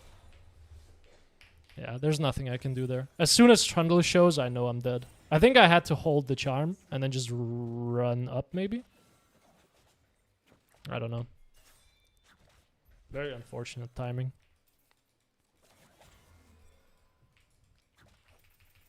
But like, if you can keep forcing the Twisted Fate to be unable to roam, and you have him under the tower, you'll accelerate 1v1 while stopping him from impacting the map. In which case, you should be winning. But it's very difficult to force a roam while Twisted Fate has ult, because he can respond to your roam, right? And it's not like he's gonna lose waves for doing it. Push out my mid wave. This Drake should be guaranteed, but I will move down for it anyway. In case the enemy team contests, which they shouldn't. Yeah, bad play by them. I don't know what they're doing. Like, we murdered them. Enemy Twisted Fate is basing. Okay, well, do you have a W for me, maybe? You don't want to aim for the Caitlyn, maybe? Like, what are we doing here? Well, that sucks. My Jhin played this absolutely terribly. Looks like my Graves is in. Yeah, my Jhin just completely griefed this. He should die here. Can my Jhin play the game? It would be awesome. Jesus Christ. Okay. Run back to mid. Push the wave.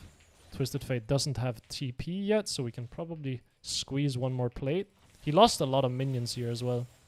And my Jhin just angled his ult very, very poorly. The Caitlyn was dead there for sure. If he just angled it further down. Oh, he has TP. How do you have TP and I don't? Oh yeah, I took my base later than you. Okay. Well, I can still charm him when he comes back. I don't understand. Sometimes they spawn on the side, sometimes they spawn behind the tower. On red side, they spawn behind the tower. And on blue side, they spawn next to it, I think. But why is it different on the sides? Shouldn't really be. But I have ult now, and Twisted Fate doesn't, so I can force a play. Or I can just try to chunk him. He can try to chunk me as well. I'm super cool with this. Very, very cool with a big trade, because I have red buff, and I have more sustain than he does. With my passive, too. We see Trundle. Does he want to contest? Yes, he does. We can easily stop him. Easily stop him. Yeah, enemy team cannot fight this. I will trap here and wait to see if someone engages. Stay in fog, stay in fog. Ah, my charm sucked. Oh, it's fine. Twisted Fate killed himself. Awesome. Yeah, I don't know why Twisted Fate jumped over the wall. My charm was really bad there. Really, really bad. But I think looking for the play was good. Okay, push this out. Twisted Fate is now no teleport, but he does have ult up now, so we can get into a little bit of an awkward situation where he ults mid lane and tries to pick me. So I don't know if I can actually get plate here. I think I can. Plate and then run. This should get the plate for me. And I don't think he actually has damage to kill me either. And now I can base and TP mid lane. Nice.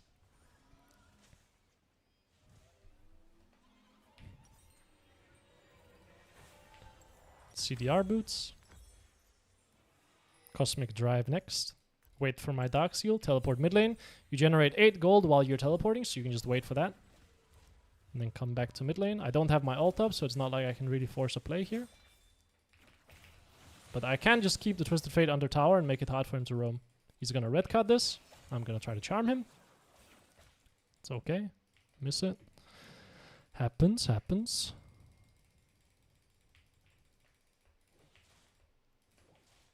Push this out. Again, he will have to force a play, otherwise he will sit under tower and do nothing. And I will keep chunking out his tower. And he will eventually lose it.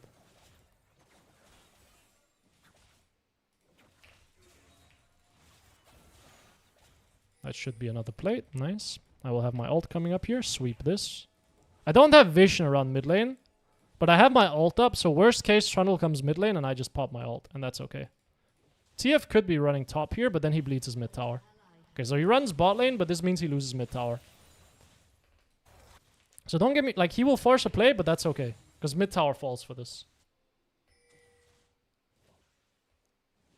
I think. Yeah, it should. You have Lantern for me? Play Lantern. Yeah, nice. You know. Nice. Good job. Good job. Very good job. Very, very good job by him. I think I can kill Trundle as well here. How is my charm that bad? If that hits, he dies. That was super bad. Wait for gold cut to run out. There we go. Finally a good angle charm. Wait. Run away. Wait for spells. Wait for spells. Downwards dodge. Yeah. Q. Run away. I don't have damage to kill him. And I don't have spells, so let's just run away. Q the wave. He will base. I get to push out this wave. He loses another wave. He's now down 2 levels and 40 CS. He doesn't base. Means he's going to be very late on the map, though. Like, it means he will have to take this full wave as well and then take his base. So I'm already going to be out by the time he bases. So now I can look to take control over the enemy bot side jungle. Big mistake on his part. I pretended I know geography, but I failed. Now you gotta get on the daily games, man. The geography daily games. They're what keeps you sane. Push out mid lane, take over control over the bot side jungle. And then stop the Twisted Fate from doing anything. If Twisted Fate shows bot lane, then we slap the mid lane tower. If he doesn't show bot lane, then we murder the enemy bot lane. And we sweep their bot side. And then we try to kill them. Sweep this. And then come back to mid lane now. Drake should be guaranteed, but I want to push out one more wave mid lane and then look to force a bot lane play. Although I don't know if TF has ult up. If he does, then this could get a bit awkward. Okay, so he's warding bot side, and he's going to cross through here. I'm going to force him off. This can be warded. Trundle can come mid lane from top side. Nah, so can Nico. Okay, there's nothing to do. We're too off the map here, so let's just back off and wait. There's nothing happening on the map, so I can't step up super far in mid lane right here. Because, well, then the enemy team can send everyone mid lane and we get nothing for it. Because we're not applying any pressure. Okay, Nico comes mid from top side. So let's just back off. Oh, why am I doing Charm Max second? You don't go Charm Max second when you're playing Blackfire Torch. You go W Max. Yeah, I mean, looks like we're just playing bot side here. Twisted Fate might look to actually stop this bot play. So I'm going to see if I can catch him here. As he runs down. Hello. Slowly, slowly, slowly. Wait, wait. Not a bad one. Do you have flash? Oh, I should have maybe... Honestly didn't think she had rocket belt. Do you have a lantern for me, maybe? Would be awesome, buddy. Just anything. Any spell would be great. Just any of your spells would be awesome, actually. Ah, he was so dizzy. He didn't see me. Oh my god, he just stood there, didn't lantern me, didn't flay the Trundle, didn't hook the Trundle, didn't ult, didn't lock it, didn't do anything, man. Please! Oh my god. Dude, he was just pushing, like killing the ward and listening to payphone. I'm absolutely convinced of it. The guy was not paying attention at all. I have TP in case I needed to go top side here, but I would love to just continue matching the Twisted Fate. I actually need to pick up a Void Staff soon as well, I think. I could ult here. Stay out of fog. Ult. Charm him. Into the tower. I love that play. But he ulted, that means he can't force a play. And my ult is shorter cooldown than his, so it's okay. But I love going for that play. Where you clear, like ult, clear the wave with Q and then chime the enemy into the tower.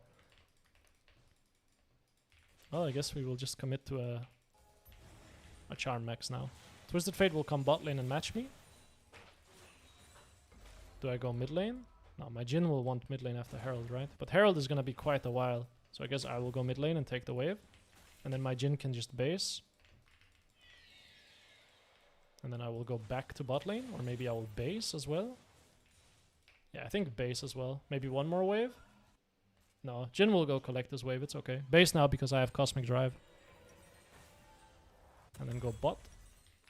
Well, I don't know what my team was doing. Charmax second when Malignants electrocute? Yes. Or well, when you run Malignants with Blackfire Torch. Or Malignants with Can I please focus? Malignants with Horizon Focus or Shadow Flame. Because that will give you the most upfront damage. And the most cooldown reduction with Horizon Focus for more damage. With Shadow Flame, it's the way to land the highest upfront damage for one-shots. Looks like we're killing ourselves mid lane. Not great.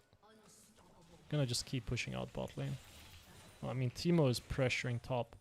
But I might have to go defend mid lane now. I think it should be okay. The problem is they can send a lot of people bot side here. Twisted Fate will come catch this wave, so I'm trying to loop around and catch him. Okay, he does not. Can I kill the Caitlyn maybe? No. But I see everyone else on the map, so I know no one can be bot lane. Get my Cosmic Drive proc. Blackfire Torch with Cosmic Drive is awesome. Because you just keep that proc and you have a ton of movement speed. Push out bot lane again. Loop around. Sweep this area. And then look for the Twisted Fate as he comes to collect the wave. And if he is not here to collect the wave, we will just push and apply pressure. And threaten the tower. I cannot count minions as it would appear. I mean, I don't mind just ulting here. I should be okay.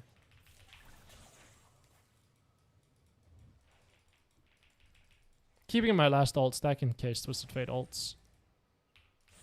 There we go. Then I can always escape from him. I just didn't keep track of minions there.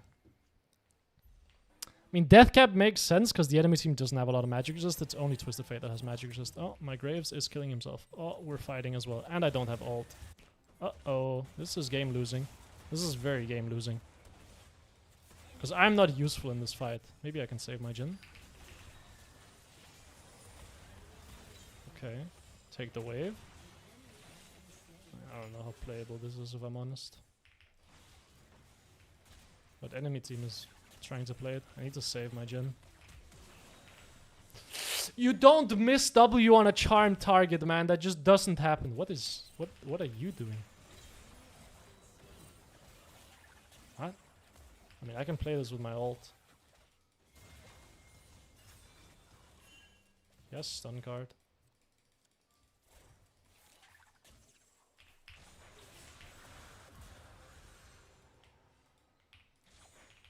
Base. Okay, we somehow managed to make that happen. That should not have worked. That should have been a lost game right there. Like that should have been absolutely lost. But the Caitlyn just ran it down, so we managed to get a chance. Open through bot lane here. Oh my god. It's so funny. My Jhin has 11 kills, but I'm still ahead of him in gold just because I'm CSing. Like, that's what matters. Oh, my Graves needs to stop killing himself on repeat isolated in the enemy jungle. That would be awesome, actually, if you could just stop that for 2 seconds. Would be really, really cool. Because you're making us fight numbers disadvantage. On repeat, and now my Jhin needs to base. Enemy can Atakan here, and we can't really stop it. How do I stop this? I don't think I can. I need to chunk him out. Yeah, it's a good chunk. Problem is he still has spells. Yeah, I think this is just gone. Run away. Ult. Can maybe play it.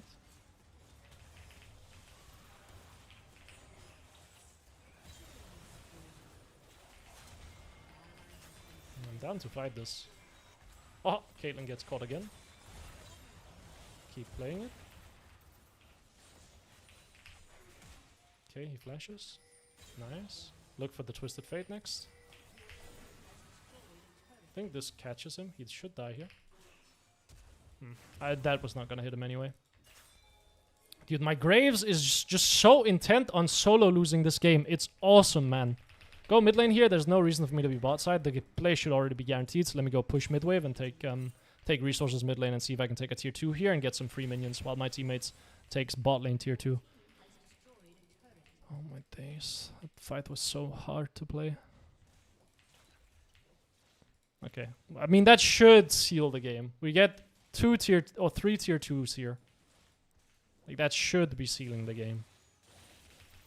Like, Graves really has to try to int now. But she has been doing, so it might still be possible. Okay, I can't actually take that tier 2. So we only get 2 tier 2s. But this is free for the taking whenever. I will just take my base here because I have a ton of gold. Could go Magi, but it's so easy for me to die with their point-and-click CC. So I think Magi is a bit bad. Drake is in 2 minutes. Open bot lane makes a lot of sense. Open bot lane. Actually, bot lane is already pushing out, so maybe open through mid lane and try to see if I can find a play here on the tier 2 tower. Makes a lot of sense to me as well, because this is already going to be pressuring, so someone on the enemy team is going to collect that, so we can have a numbers advantage around mid lane now. Yeah, look, there's the Pantheon. Could go try to kill the Pantheon as well, though. Could maybe trap the Trundle. Trap Trundle doesn't seem terrible. Pantheon should die here. Should not need me. Yeah, good. Move back through mid lane. Threaten the mid tower. Pressure bot lane. I need someone to come face check with me here though. Because if I run into the TF Caitlyn, I die. Okay, we have Teemo. Sweet. Take the tower. Trap here. Bot lane fight. Maybe move down. Can maybe fight it. It's a big fight. Look for Kate. She should die. Ah, bad charm. But realistically speaking, we were not killing the Trundle anyway. Okay, we can take bot lane tier 3 now as well. Twisted Fate is defending mid lane, means he can't defend bot lane, so there's no one defending down here. So we can just take this for free. What a tough game for absolutely no reason. Like, everyone is winning super hard except for top lane. And then jungle just decides to die isolated 3 times in a row. And just for some reason make the game hard. Damn, the minion blocked the charm. That sucks. Throw out random spells. If one of them connects, then I get Cosmic Drive boost, which is nice. Can base for death cap here and then play the Drake. Sounds pretty good to me. Twisted Fate could ult here to try to catch someone, so I'm a little bit worried about that. Yeah, I mean, of course you would. Twisted Fate can ult here. But I have my ult, so I think I can get out. I don't think this is warded. TP out onto the map. Try to trap the bot side here to make sure that they can't walk in. Buy a pink ward as well while we're at it. Just so we have additional vision. Pink this.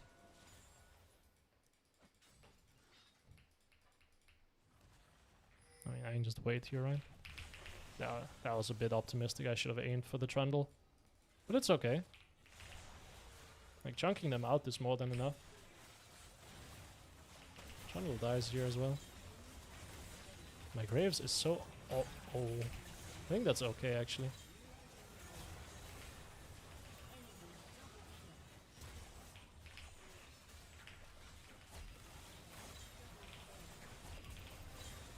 There we go. Nice. Not the cleanest fight by me. Not the cleanest fight. My Graves also just didn't ult. Graves could have just ulted to kill the Trundle there instead of going in.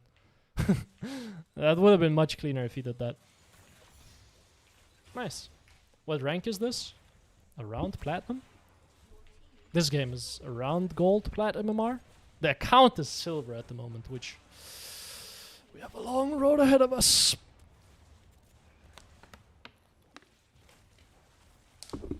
Well, I would have hated if you just hit the Nexus, bro. I would have sucked.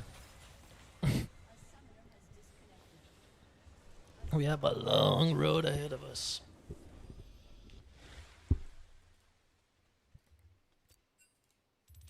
Yeah, silver 3. But I think enemy team was plat. Yeah, plat 4. Plat 4. Last season master tier. Yeah, that must have been in TFT. Gold 1. Yeah, gold 1 plat. Around there. Dude, these climbs always take so much time. Like so many games. You need to play like 60 games to get diamond. Even if you have a good win rate.